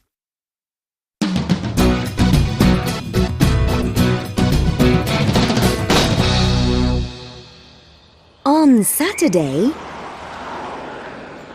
Hi, Jim. Hello, kids. I'm glad you're here.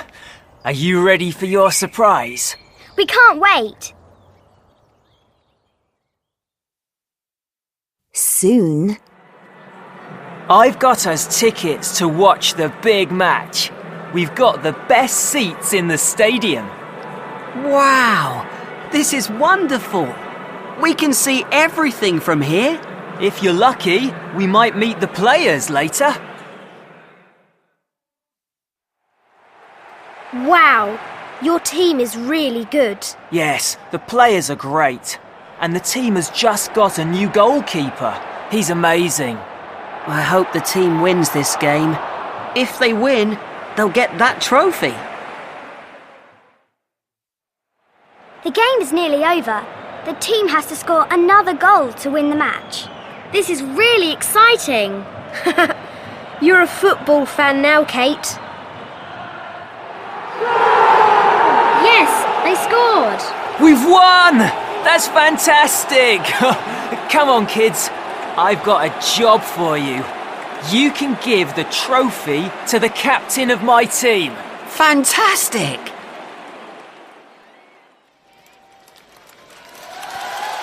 We love the match. You all played really well. Thank you. It's nice to meet new fans. We'll come back and watch you play again when Jim's leg is better.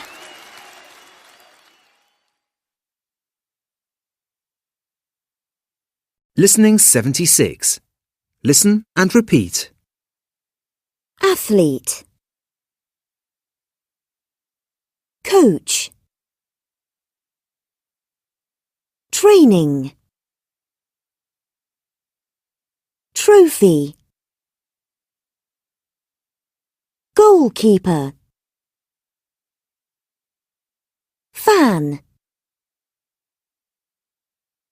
Exercise. Captain. Listening 77. Listen and repeat. Best. Worst. Win. Lose. Give. Take. Listening 78. Listen and read. What has Professor invented?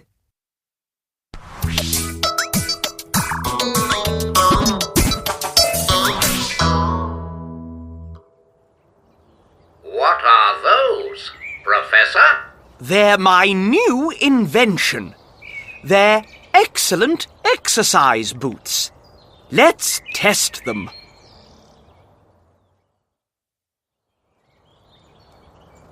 Oh, the boots feel good. Wonderful! They'll be a big success. I'm turning them on now.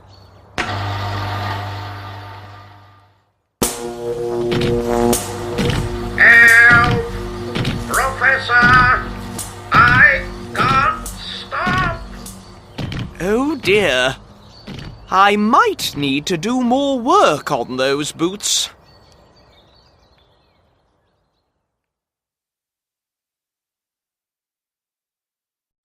Listening 79. Listen and read. Who could be giving the advice about exercise? Do you have to exercise every day? Yes, you do. It's very important to do some exercise every day. You don't have to go to the gym or do a sport every day, but it's a good idea to go for a walk or a run. You have to use your body to keep it healthy. Listening 80. Listen and read. Just breathe. The movement of your blood through your heart and around your body is called circulation. The process of circulation is fast. It takes less than a minute to pump blood to every part of your body. 1. When you breathe in, oxygen goes into your lungs. 2. Blood from your lungs fills with oxygen and moves into the left side of your heart. 3. The left side of your heart pumps the blood with oxygen in it out through tubes called arteries. Arteries carry blood away from your heart to your body. 4. Your body takes the oxygen out of the blood and uses it to stay healthy and strong. We need oxygen for everything we do, moving, growing, speaking and thinking. If we do not have oxygen, we cannot live. 5. When your body uses the oxygen from your blood, it makes carbon dioxide. Your body doesn't need this carbon dioxide, so the blood takes it away. Other tubes, called veins, carry the blood with carbon dioxide in it back to your heart. 6.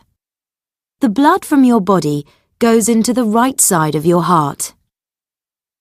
7. The right side of your heart pumps this blood into your lungs. Your lungs remove the carbon dioxide from the blood. 8. When you breathe out, the carbon dioxide goes back into the air. Remember, all this happens in about a minute, and all you have to do is breathe. Listening 81. Listen. What sport does Joe do? Joe Willis is 18 years old and he's a cyclist in the British team. He's here today to tell us about his life as an athlete. Joe, when did you start cycling? I was 5 when my dad taught me how to ride a bike. When did you win your first cycling race? When I was 7 years old. I was racing some of my friends. Do you have to do a lot of training? Oh yes, I cycle every day. I also run 4 days a week and I go to the gym 3 days a week. How long do you spend training? Well, I cycle for 2 hours, I run for an hour and I spend about 2 hours in the gym. Do you have a special diet? Not really. I usually just eat a healthy diet. I eat a lot of fruit, vegetables, whole grains and fish. I drink a lot of water too. I have to drink water every 15 minutes when I'm training. Joe, that's all we've got time for, but thanks for talking to us today. We look forward to seeing you in the next Olympics. Listening 82. Listen and write. Sing.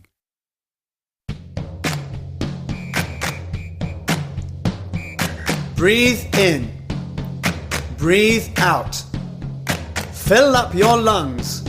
You do it every day. Breathe in. Breathe out. Take in fresh air to help you work and play.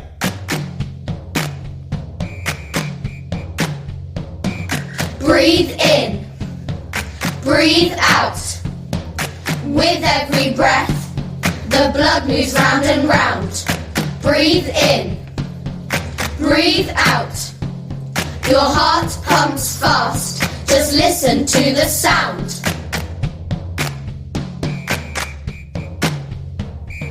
Breathe in. Breathe out. It isn't hard. You do it all day long. Breathe in. Breathe out. The oxygen will keep your body strong. Breathe in. Breathe out. With every breath, the blood moves round and round. Breathe in. Breathe out. Your heart pumps fast. Just listen to the sound.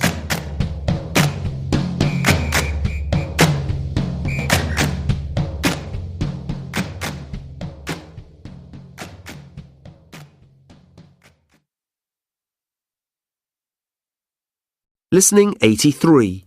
Fluency time. 3. Listen and read. Oh, look! I've got a message from Layla. Did she text you? No, she left me a voicemail. What did Layla's voicemail say? She asked me to go to her house tonight. We're going to watch DVDs and eat pizza. Wait a minute. I've just got a text. We're going to watch DVDs and eat pizza with you. Great! Listening 84. Listen and match the messages to the people. 1. I've got a message from Megan. Did she leave you a voicemail? No, she sent me a text. What did she say in her text? She told me she'll see us at 6 o'clock. That's good. I hope Ben is coming too. 2. Oh, Layla has just texted me. What did she text you? She asked me to bring my new CD with me tonight. That's a good idea. She hasn't listened to it yet. I think Zaid will like it too. 3. Now I've got a text from Zaid. What did he say in his text? He asked me if I'm going to football practice tomorrow. Tell him we can talk about it later. We need to get ready. I know. It's nearly 6 o'clock. 4. Oh, good. I've got a text from Ben now. What did he say? He asked what DVDs we've got for tonight. We've got lots of DVDs. I know. It's going to be great. Listening 85. Listen and read. Young Stars. Jordan Romero. Jordan Romero is from the United States. He was born on the 12th of July, 1996. On the 22nd of May, 2010, Jordan became the youngest person to climb to the top of Mount Everest. He was 13 years, 10 months, and 10 days old when he reached the top of the mountain. He climbed the mountain with his father, Paul Romero, his stepmother, Karen Lundgren, and 3 Sherpas, special guides, called Ang Pasang Sherpa, Lama Dawa Sherpa, and Lama Karma Sherpa. Climbing Mount Everest was part of Jordan's ambition to climb the tallest mountain on every continent. This adventure is called the 7 Summits. When Jordan finished this incredible task, he was 15 years, 5 months, and 12 days old. So he is the youngest person ever to climb all 7 mountains. The 7 Summits adventure took a lot of hard work, preparation and training. Jordan visited some of the most beautiful places and some of the most extreme places on Earth, including the coldest place on Earth, Antarctica. Jordan was lucky to have a great team climbing with him. His father, Paul, and his stepmother, Karen, have both got a lot of experience in mountaineering, and they both love adventure. Paul knows how to help people in medical emergencies at great heights, where there isn't much oxygen. Karen is a coach and a personal trainer, so she's great at encouraging people to keep going. But Jordan didn't need a lot of encouragement to achieve his ambition. Like his dad, he loves adventure. Now, Jordan has started a new adventure. But this time, he is staying on one continent. He's going to climb the highest point in each of the US's 50 states. He calls this adventure the Find Your Everest Tour. He wants to encourage children and teenagers in the US to get outside, be fit and healthy, and do things as a family. He wants young people to come and meet him when he visits each state, and to join in his adventure or find their own adventure. Jordan thinks everyone should have an ambition. You don't have to climb Everest, but it's important to set yourself a goal and try to achieve it. Samantha Kinghorn. Samantha Kinghorn is 16 years old and she's from Scotland in the UK. In December 2010, when Samantha was 14 years old, she was helping her dad to clear a path in the snow at her family's farm. Suddenly, a large pile of snow and ice fell from a roof and landed on Samantha. The snow and ice injured Samantha's back, and she couldn't feel her legs. An ambulance took her to the nearest hospital, but Samantha's back was broken, and she was not able to walk again. Samantha spent 6 months in the hospital, recovering from her injuries. She learned how to use a wheelchair and to get around without using her legs. As Samantha became stronger, she discovered that she could make her wheelchair move very fast. A physiotherapist at the hospital took Samantha to Stoke Mandeville, the National Centre for Disability Sports. Samantha tried lots of different wheelchair sports. She realised that she was very good at wheelchair racing. Samantha started training 6 times a week. She soon became very fit and very fast. She won the Great Scottish Run 10-kilometre wheelchair race in September 2012. In April 2013, she entered the Mini London Marathon and finished second. She has also joined Scotland's athletics squad and will be the youngest member taking part in the Commonwealth Games in Glasgow in 2014. Her next goal is to take part in the 2016 Paralympics in Rio de Janeiro. Samantha has achieved a lot in a very short time, and she is already becoming a national hero. Her family is very proud of her for being so strong and positive. Like Jordan Romero, Samantha thinks it is important to have dreams and goals, and she wants to show the world that being in a wheelchair can't stop you from achieving your goals. I want to teach people that being disabled doesn't mean that you can't do something. It just means you have to do it in a different way, she says. Listening 86. Listen and read.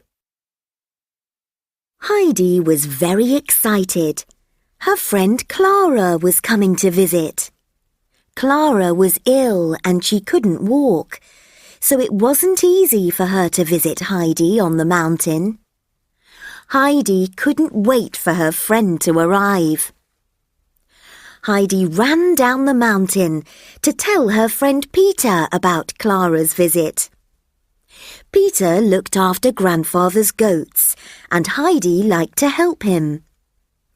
Heidi and Peter were usually good friends, but today Peter was worried. Maybe Heidi wouldn't want to be his friend anymore when her new friend arrived. A few days later, Clara finally arrived. Heidi was playing outside when she saw two men carrying a chair up the mountain. A young girl was sitting in the chair. It was Clara. She was wrapped in shawls, and she looked very pale and ill. There was an old lady on a horse behind Clara. She was Clara's grandmother. Beside grandmother, there was a man pushing Clara's wheelchair, and another man carrying Clara's luggage. Heidi and grandfather greeted Clara and her grandmother, and soon they were all chatting like old friends. Grandfather brought the table and chairs outside so that they could eat lunch in the sunshine. Clara looked around and laughed happily. "It's so beautiful here," she said. "I want to stay here forever." Heidi was very pleased. The lunch was delicious, and Clara ate a lot. Grandmother was very surprised. "You never eat a lot in Frankfurt," she said.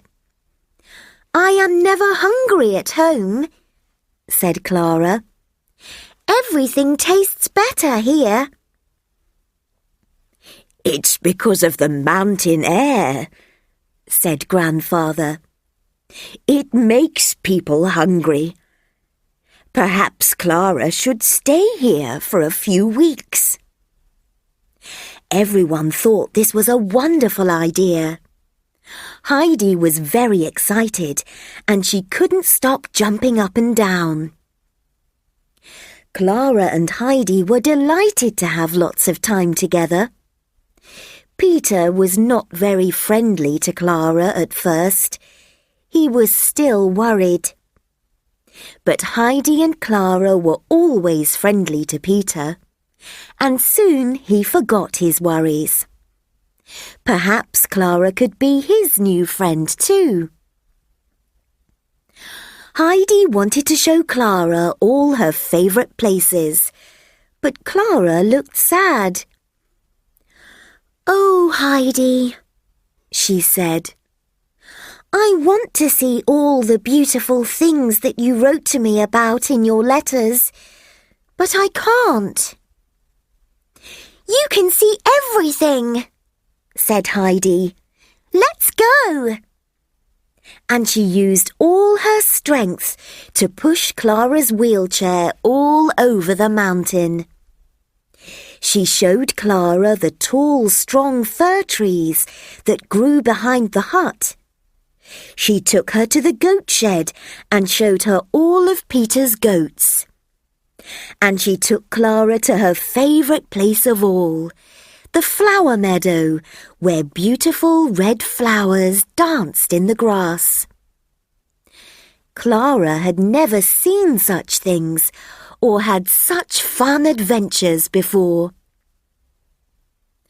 Grandfather prepared delicious meals, and Clara ate more every day. Soon, Clara's face didn't look pale anymore. "I feel so much better than I did in Frankfurt," said Clara. "I eat more and I sleep more when I am here." "It's because you are outside all the time," said Heidi. "You need fresh air to be healthy." One day, Heidi, Clara and Grandfather were getting ready to go for a walk. Heidi went to fetch Clara's wheelchair, but she couldn't see it anywhere. "I think the wind has blown Clara's chair down the mountain," said Heidi. "What are we going to do?" "I will have to go home," said Clara sadly. "I can't move around without my chair." "Don't worry," said Grandfather. "We will think of something." Just then, Heidi saw Peter and she had an idea. "Peter, come and help me," she said. "You can take Clara's right arm and I will take her left arm." Peter and Heidi lifted Clara and held her. But Clara was too heavy for them to carry. "Can you put your feet on the ground?" Heidi asked Clara. Clara put one foot on the ground and then the other. "It doesn't hurt," she said. She put one foot in front of the other again and again. "Look, Heidi!" she laughed. "I can do it! I can walk!"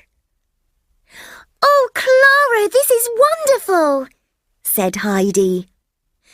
"Now we can walk in the mountains every day, and you will get healthy and strong.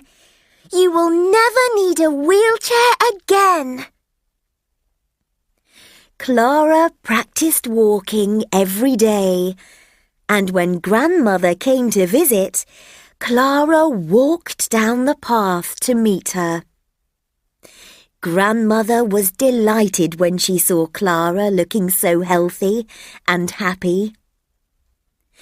"The mountain is the best hospital in the world," she said. Based on a story by Johanna Spiri. Listening 87. Listen and read. What did the builders find?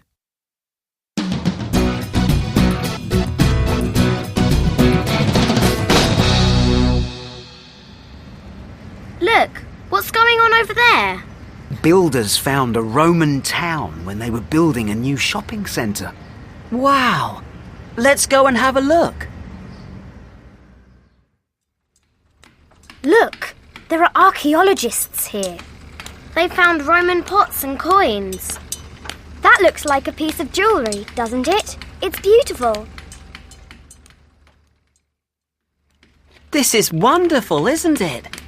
A Roman town was under our feet all the time. Are you interested in the history of the town? We are now. Will you come to our club and tell us all about it? A few days later. Everything we find is helpful because it tells us something about how the Romans used to live. But how can these things tell you anything about the Romans? Well, this is a piece of a statue. We found lots of these, so we know that the Romans decorated their homes with statues. That's amazing! You can learn a lot about the Romans from just a few things. I think I've got an idea. I'll tell you at the next meeting.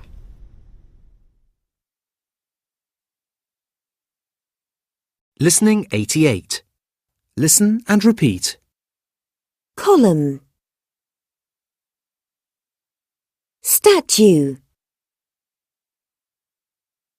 Steps. Archaeologist. Carving. Jewelry. Pot. Block. Listening 89. Listen and repeat. Wonder. Wonderful. Cheer. Cheerful. Help. Helpful. Care. Careful. Play. Playful. Beauty. Beautiful. Listening 90. Listen and read. How does Professor feel? Why?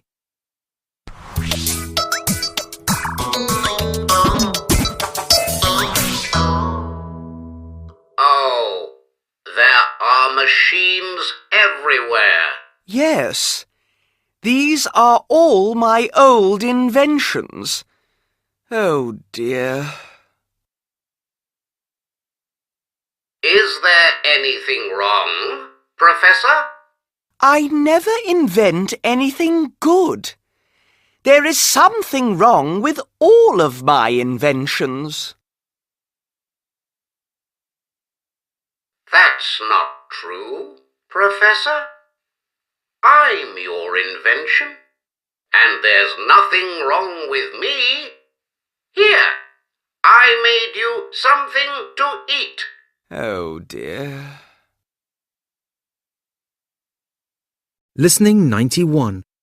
Listen and read. Where do you think they are?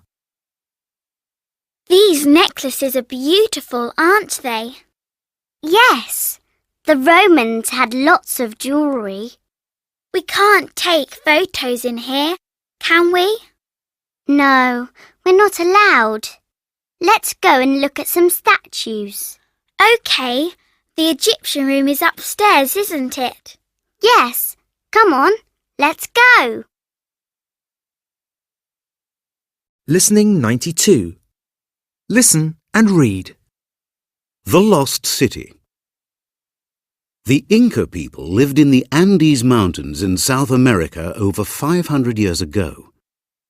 The Inca used stone to build wonderful buildings with slanted doorways, windows and roofs. Most Inca cities did not have walls around them, but they were very safe. There were large stone fortresses near each city. When there was danger, the people could hide in the fortresses. The most famous Inca city is Machu Picchu. Machu Picchu is high in the Andes Mountains in Peru. Only local people knew it was there until 1911, when Hiram Bingham, an American archaeologist, visited Peru and saw the ruins of this ancient city. When he returned to America, he wrote an article about Machu Picchu in National Geographic magazine. Soon, the rest of the world knew about this wonderful place. Explorers went to Machu Picchu and found palaces, fortresses, and the remains of stone aqueducts. The aqueducts brought water from rivers to the city. Today, the streets and the walls of the city are like a stone maze for people to walk through. There are still some things that we don't know about Machu Picchu today. For example, no one knows why the Inca stopped living there. Some people think there was an illness that made the Inca run away from the city. It is difficult to find out if they are right because there are no records to tell us. The Inca didn't write, but they were excellent builders. It has been nearly 100 years since the rest of the world first heard about Machu Picchu. Today, Machu Picchu is Peru's most famous tourist attraction. If you travel to Peru, you should definitely visit the amazing lost city of the Inca. Listening 93. Listen. What are they talking about? The Parthenon is in Athens, Greece. It's more than 2,000 years old. It's on the top of a hill in the centre of the city. It's a long walk up to the top of the hill, but when you get there, you can see the huge columns and the beautiful statues. Some of the walls have fallen down and some of the statues are in a museum now, but it's still a great place to visit. I think the most wonderful place I've ever visited is Stonehenge. Stonehenge is in Salisbury, in the UK. It's more than 4,000 years old. Nobody really knows what Stonehenge was, but it is a very interesting place to visit. There are lots of huge blocks of stone. Someone moved the blocks into a circle, but nobody knows why. We visited the Great Wall when we were in China last year. It was one of the most beautiful places we've ever been. The wall is very long. It's made from bricks and stone. We walked along some of it and we took a lot of photos. We met some people who were trying to walk along the whole wall. Listening 94. Listen and order the lines. Sing.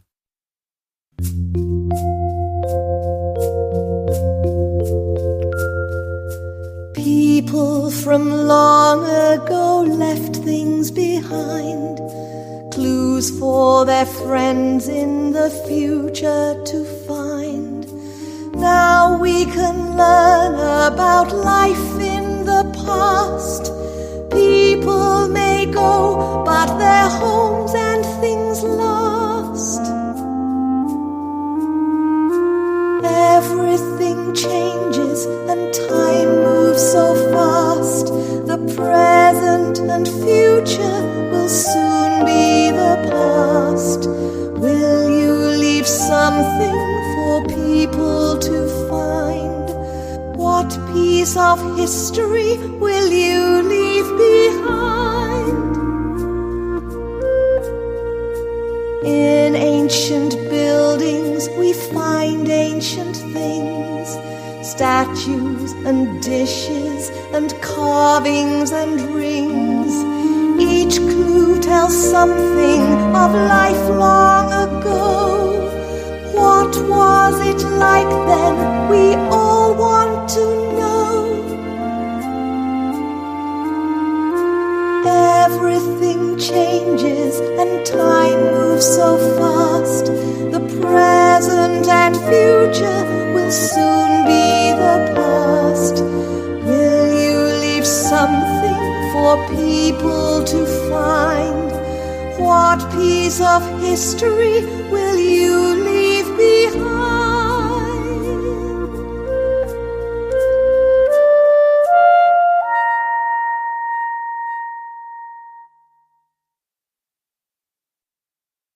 Listening 95. Listen and read. What are the children doing?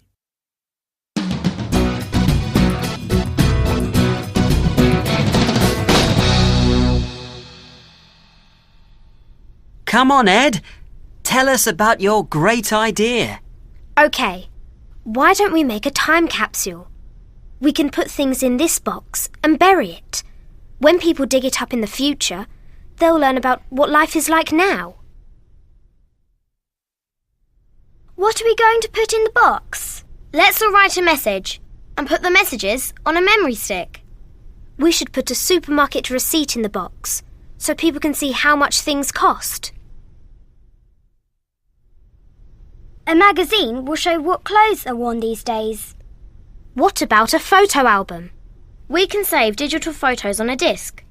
That will show people what technology we've got. We can put in a computer manual too. Great! Has anyone got any other ideas? A CD of our favourite songs.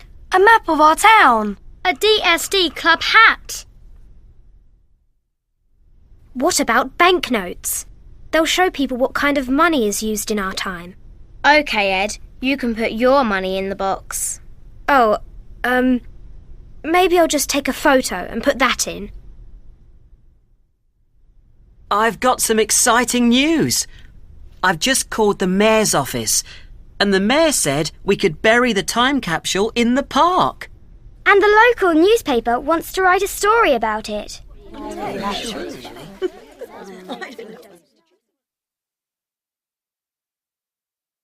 Listening 96. Listen and repeat. Time capsule. Banknote. Photo album. Stamp. Diary. Receipt. Memory stick. Manual. Listening 97. Listen and repeat. Stamp. Float. Spring. Note. Coach. Light. Listening 98. Listen and read. Does the time machine work?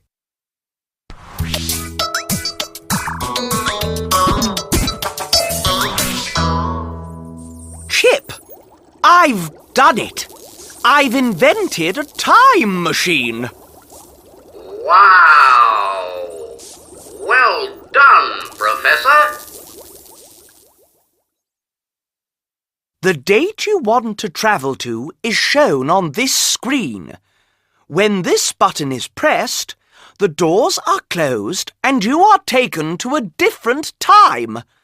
I'm going to test the machine now. Okay, Professor.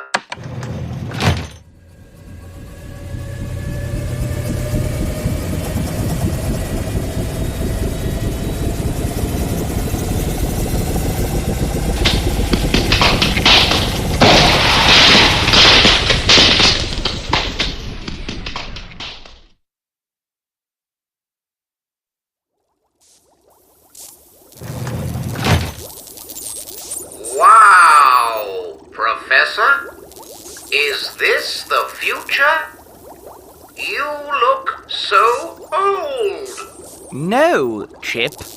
The machine didn't work. Oh dear. Sorry, Professor.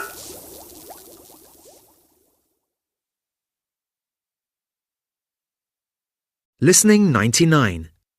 Listen and read. What does this museum teach you about? The Titanic was a huge ship. It sank on its first trip in 1912. Today, you can visit the Titanic Museum in Missouri, USA, and see what life was like for the people on the Titanic.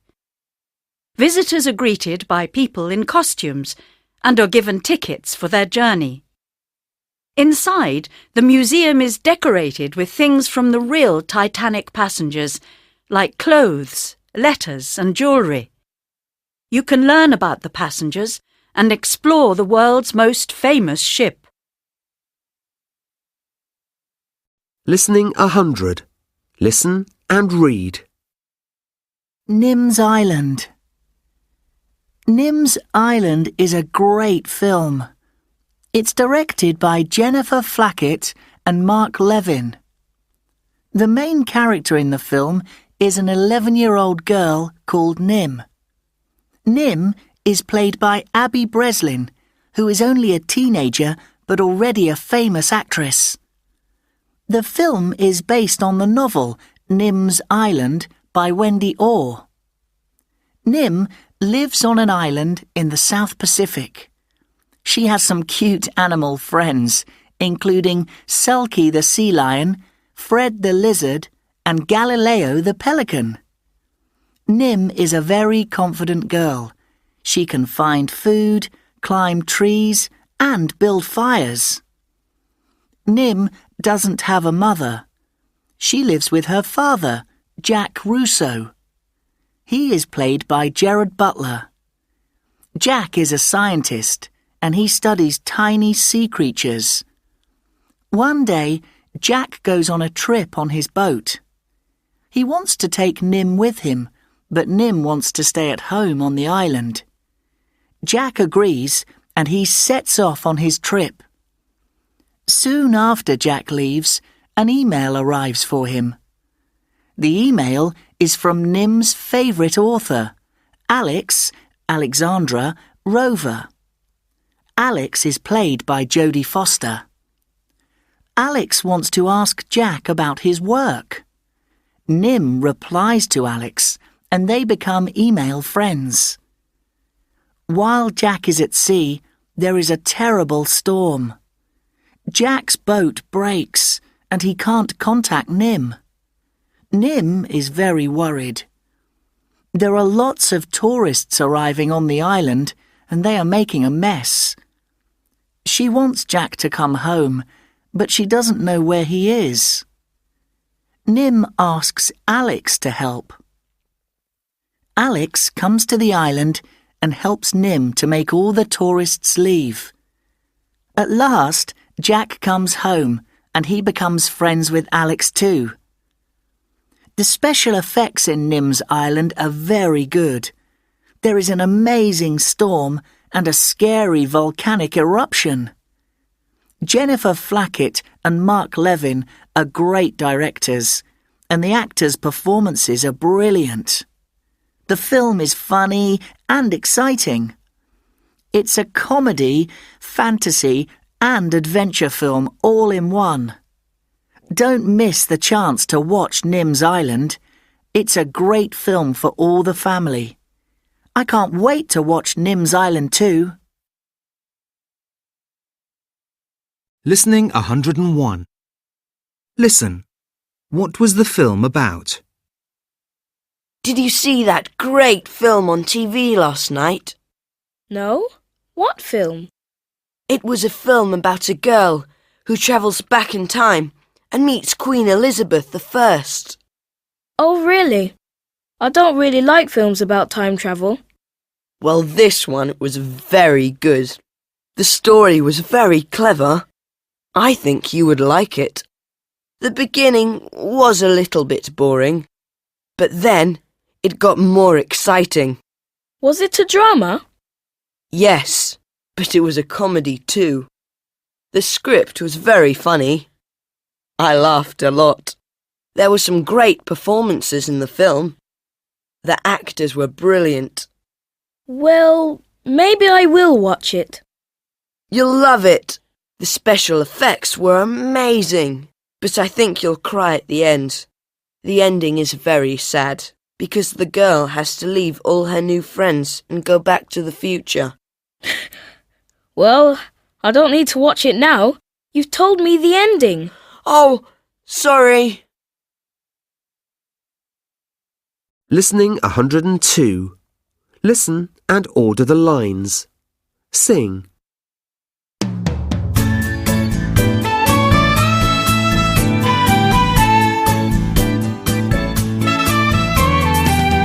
You can make your own time capsule. It's so easy, you know how. What will people find inside it when it's dug up years from now? Leave a message for the future. Tell them how life is today. Tell them how we think and feel now, how we work and how we play. Like a message in a bottle, you don't know who'll find your note. When your capsule is discovered, who will read the things you wrote? Leave a message for the future. Tell them how life is today. Tell them how we think and feel now, how we work and how we play.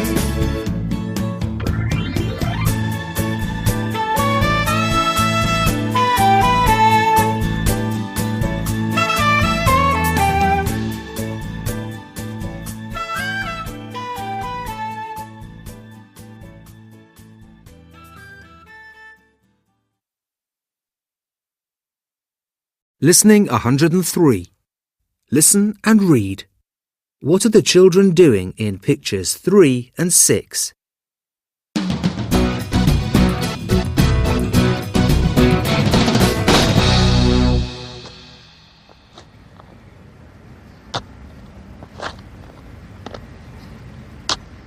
Now people in the future will know about the DSD club. Maybe they'll start a new DSD club in the future. The news reporter wants to interview you. The photographer wants to take some photos too. You've done a lot of interesting things this year. Can you tell us about them? Well, we cleaned up the local wildlife park. The river was a mess. It was filled with litter, but it's beautiful again now. We performed a play too. I see. Who was it written by? Us. We built the set too. It was great fun. We learnt how to do first aid. And we used first aid to help a famous footballer. Then we were invited to a football match. Wow, you've had a really busy year.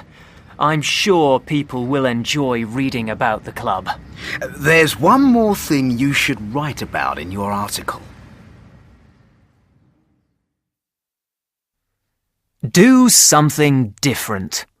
Local children were given an award yesterday for helping their town.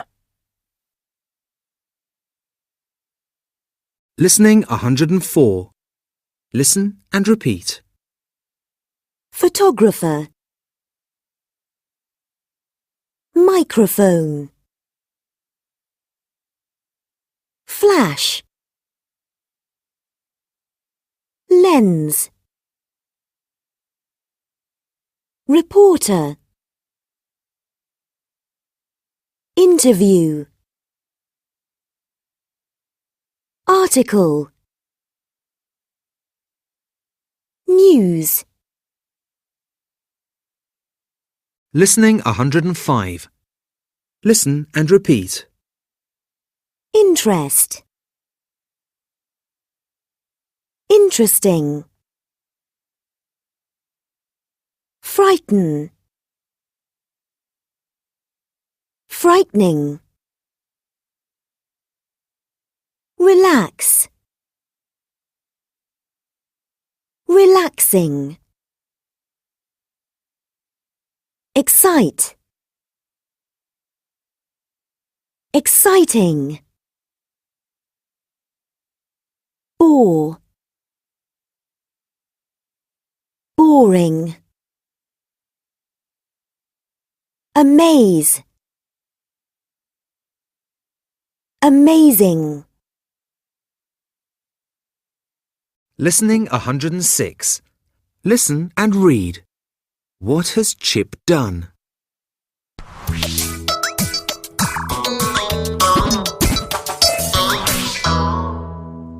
Chip, you were invented to cook and clean. You should be busy. But, Professor, there's nothing left to do. The house was cleaned this morning, the floors were washed, the shopping was done, and the lunch was made. How? Who by? By my new machine. I used your time machine to make it, and it works. I'm an inventor now.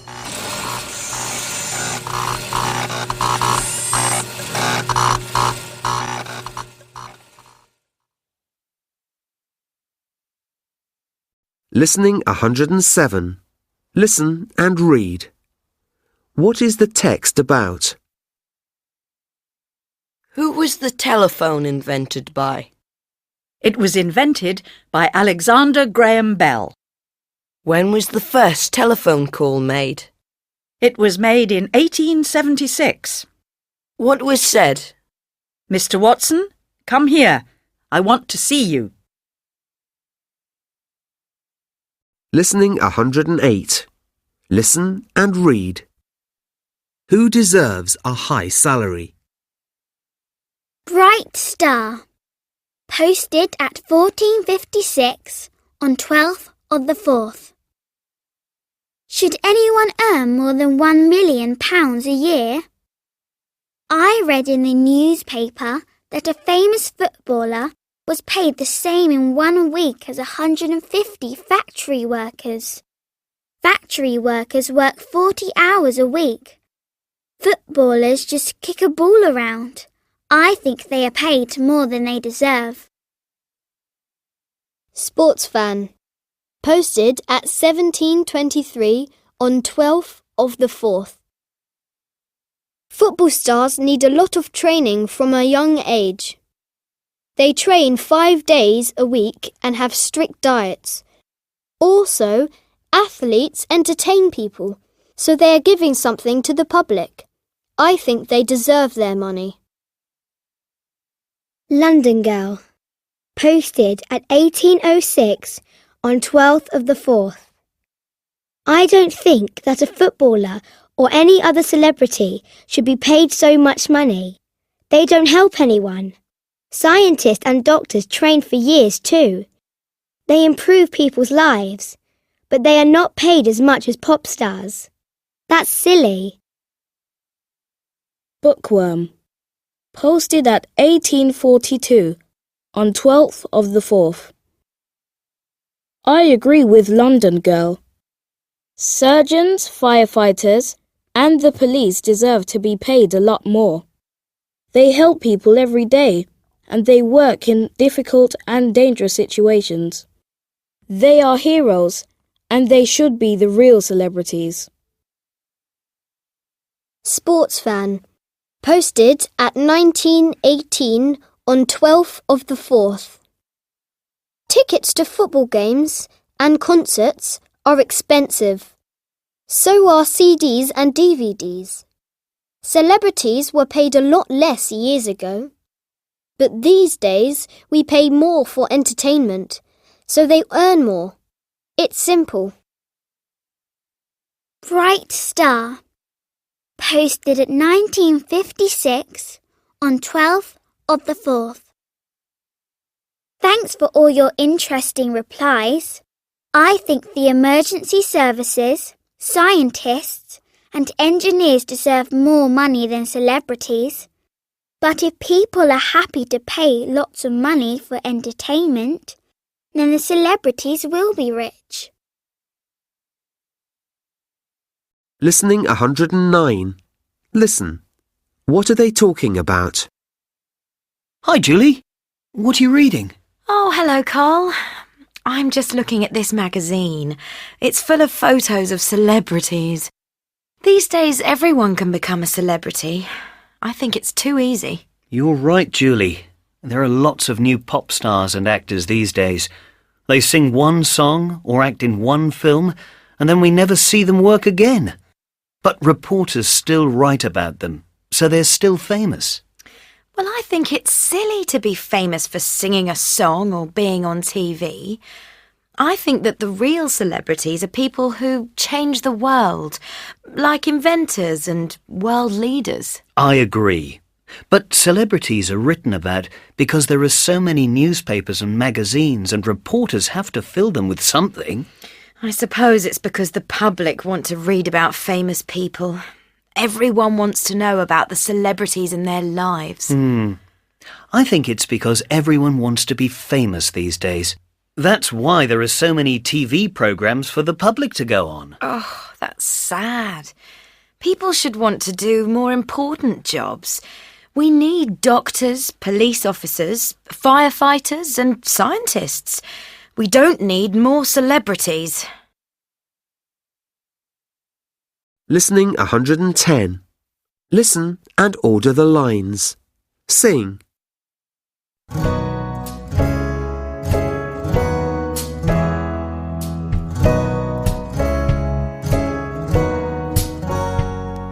You don't have to sing pop songs to be someone people know.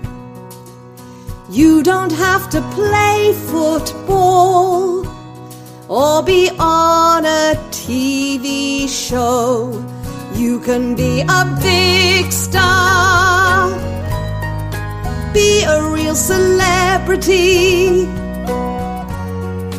do something amazing, be a part of history. Great scientists improved our lives in many different ways. Our world was changed by artists too, through paintings, books and plays. You can be a big star, be a real celebrity, do something amazing, be a part of history. Their names were not forgotten, although many years have passed. Their fame will last forever, because great things always last. You can be a big star, be a real celebrity, do something amazing, be a part of history.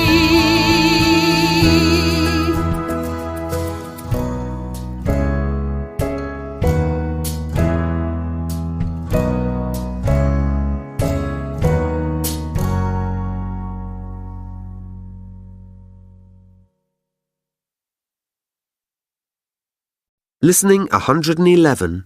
Fluency time. 4. Listen and read. I've bought Megan a shirt for her birthday. Look. It's very nice. What's it made of? It feels like silk. I know, but it's made of cotton. I hope she'll like it. Megan likes writing, so I've bought her a pen. It's made of plastic. Is it? It looks like metal. What's in that box? It smells like chocolate. That's Megan's birthday cake. It's a chocolate cake. It looks delicious. Lucky Megan. Listening 112. Listen and complete the sentences with the words in the box. 1. Let's play a game. Can you guess what I'm thinking of? I'll try. What's it made of? It's made of plastic or metal. What does it look like? It's long and thin. Is it a pen? Yes, it is. Well done. Now it's your turn. 2. OK, I'm thinking of something. What's it made of?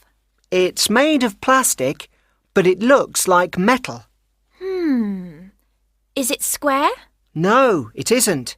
It's round and it's flat. Oh, I know. It's a CD. That's right. Your turn, Megan. 3. OK. Guess what I'm thinking of, Saeed. OK. What's it made of? It's made of paper. Paper? Right. What does it look like? It's square and it's flat. Is it a book? No, it isn't. Oh, I've got it. It's a magazine. Yes. It's your turn now. 4. Let me see. Oh, I know. Guess what I'm thinking of? What's it made of? It's made of plastic and rubber and metal. Oh, that's difficult. What does it look like? It's long and flat and it's got wheels. Wheels? Is it a bike? No. Try again. I know. It's a skateboard. Yes, that's right. Listening 113. Listen and read. How China Changed the World. China has a rich and fascinating history. From ancient times, Chinese engineers and inventors have made amazing inventions and discoveries. The ancient Chinese often invented or knew about things long before the rest of the world, but eventually their ideas reached other countries and changed the world. Many of the things that we use today originally came from ancient China. These are some of China's most important inventions. Paper. The Chinese invented paper in the 2nd century BC. That's over 2,000 years ago. 300 years later, in 105 AD, the Chinese invented a way to manufacture paper, so they could make lots of paper to write on. At this time, people in the rest of the world were writing on clay or animal skins. The Chinese used their paper to make paper money and playing cards. Printing. Hundreds of years before Gutenberg invented his printing press in Europe, the Chinese invented a printing press and printed newspapers and books. The first printed newspapers were sold in Beijing in 700 AD, and the first printed book with pictures was printed in China in 868 AD. In 1155 AD, the first printed map was produced in China. Thanks to these inventions, books changed the world by improving education and making information available to everyone. The compass. When the Chinese invented the compass between the 2nd century BC and the 1st century AD, they used it to choose the best places to build their homes. The ancient Chinese believed that their homes should face north, so they used the compass to find the correct direction. Later, the compass was used for travelling on land and sea. The compass made some of history's most famous journeys possible. Silk. The ancient Chinese were the first people to make silk. Silk thread is made by silkworms. The Chinese collected the thread and used it to make a soft, light material. Wealthy people in Europe wanted silk to make their clothes, so a lot of people bought silk from the Chinese. The route from Europe to China was called the Silk Road. For hundreds of years, the Chinese didn't tell anyone how to make silk. It was a wonderful secret. The kite. There are many stories about how the kite was invented. Some people believe that a Chinese farmer tied a string to his hat to stop it from blowing away, and his hat became the first kite. Other stories say that Chinese soldiers used kites to send messages to each other or to warn each other when danger was coming. The first written report of someone using a kite is from about 200 BC, when Chinese army leader Han Xin flew a kite over the wall around a city to measure how far his army needed to dig underground to make a tunnel into the city. One thing is certain, the kite gave inventors the idea for the plane, so it was a very important invention in the world's history. Fireworks. Fireworks may not seem like an invention that changed the world. However, the main ingredient in fireworks is gunpowder, and gunpowder certainly changed the world. The first fireworks were invented by the ancient Chinese. The invention might have been an accident. But firework displays soon became very popular. Until the 12th century, the Chinese only used gunpowder for entertainment. But in 1161, they used explosives to make weapons for the first time. Cannons and guns were also invented by the Chinese. At first, exploding weapons gave the Chinese a great power. They were able to protect themselves from their enemies. But people began to buy gunpowder and guns and take them back to Europe. Soon, everyone had these powerful weapons, and the world changed forever. Pasta. When we think of spaghetti, we think of Italy. But in fact, the Chinese invented pasta and made it into long, thin strips called noodles. The Chinese were eating pasta for 4,000 years before European explorers took the idea back to Europe. Ancient Chinese inventions are part of our everyday lives, whether we realize it or not. When you use an umbrella, you are using a Chinese invention. The Chinese made the first umbrellas to protect themselves from the sun and rain. When you use a match to light a fire, you are using another great idea from ancient China. The ancient Chinese invented wheelbarrows, bells, hot air balloons, forks, toothbrushes, football, dominoes, fishing reels, and restaurant menus. Can you imagine a world without any of these things? Listening 114. Listen and read. Treasure Island. My name is Jim Hawkins. When I was a boy, my father had a small hotel in England, near the sea. One day, an old sailor arrived at the hotel. He said his name was Billy Bones. He went to the beach every day, and he looked out at the sea.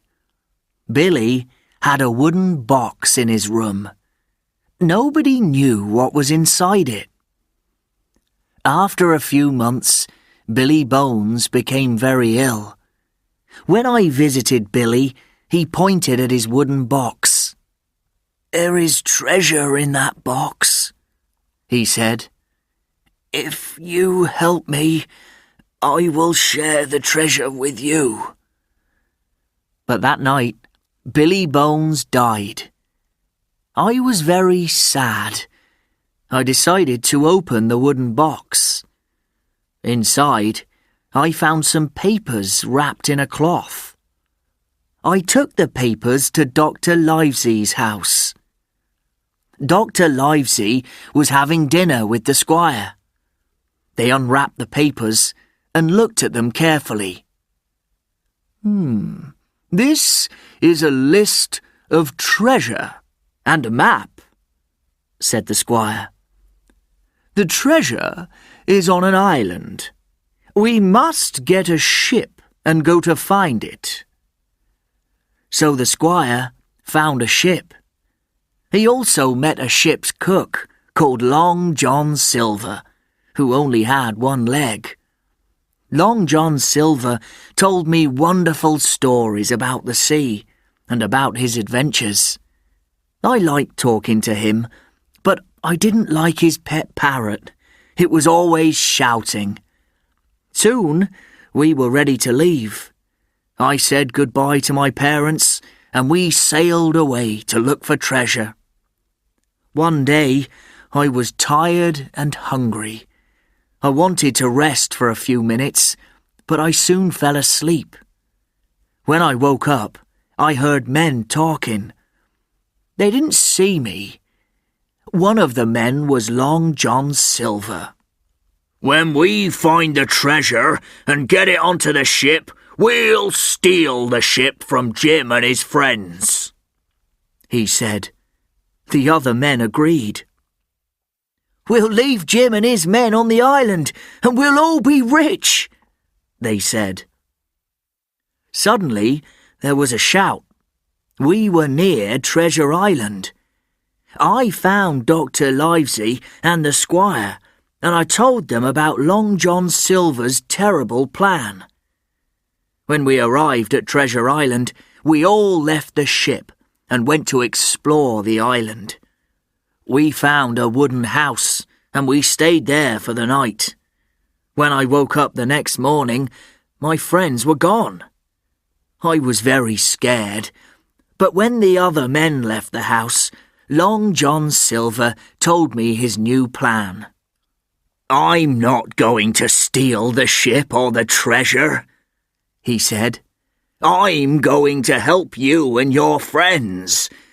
But the other men think I am going to share the treasure with them. We mustn't tell them our secret." That afternoon, we went to look for the treasure. But when we found the right place, we saw a large hole in the ground. The treasure was gone. The men were very angry with Long John Silver. "You tricked us," they said. But then my friends jumped out from behind the trees. "The treasure is safe," said Dr. Livesey. "We found it last night. We're taking it back to England, and Long John Silver is going to come with us. The rest of you must stay here on Treasure Island." I was glad to sail away from Treasure Island. We stopped in South America, and Long John Silver ran away. He took some of the treasure with him, and we never saw him again. When we arrived home, we shared the treasure and lived happily. But sometimes, in my dreams, I still hear Long John Silver's parrot shouting. Based on a story by Robert Louis Stevenson. Listening 115. School clubs. Listen and read. What club is each of the children in? Hi, I'm Danny. This is my school drama club. We meet every Thursday after school. We're practicing our new play at the moment. I'm trying to remember all my lines. I'm playing the king, so I'm going to wear a crown and a long cloak. I'll look funny in my costume. I love acting in plays. I want to be an actor when I'm older. My name's Lucy, and I'm in the school art club. We meet on Tuesday lunchtimes, and we sometimes meet after school on Fridays too. Today, I'm painting a picture of a garden. I'm using lots of bright colours for the flowers. I like painting pictures. I think it's very relaxing. I like looking at pictures too. Sometimes the art club goes to the art gallery. We see lots of beautiful paintings there. My name's Jack. I'm in the school football team. We get together on Wednesdays and Fridays. Today, we're training for a very important match. It's raining a little bit today, so the ground is muddy. I'm wearing my new football shirt, but it's already dirty. We practice in all kinds of weather because we want to win. I feel happy when I score a goal and win a football match. I'm Emma, and I love music. I go to the school music club every Friday. We all play different instruments. I know how to play the violin and the piano. Today, I'm playing the violin. We're learning a new piece of music for a concert. I love playing music, and I like listening to music. I love pop music, but I hate heavy metal. I love classical music too, because you can hear lots of different instruments. Listening 116. The USA. Listen and read. Find the places on the map. Hi, I'm Stacey. I'm very excited because my family is planning a trip to the USA. It's going to be an amazing experience. Over 304 million people live in the USA. It's the third biggest country in the world, so there are lots of places to visit. My mum wants to go to New York, which is the biggest city in the USA.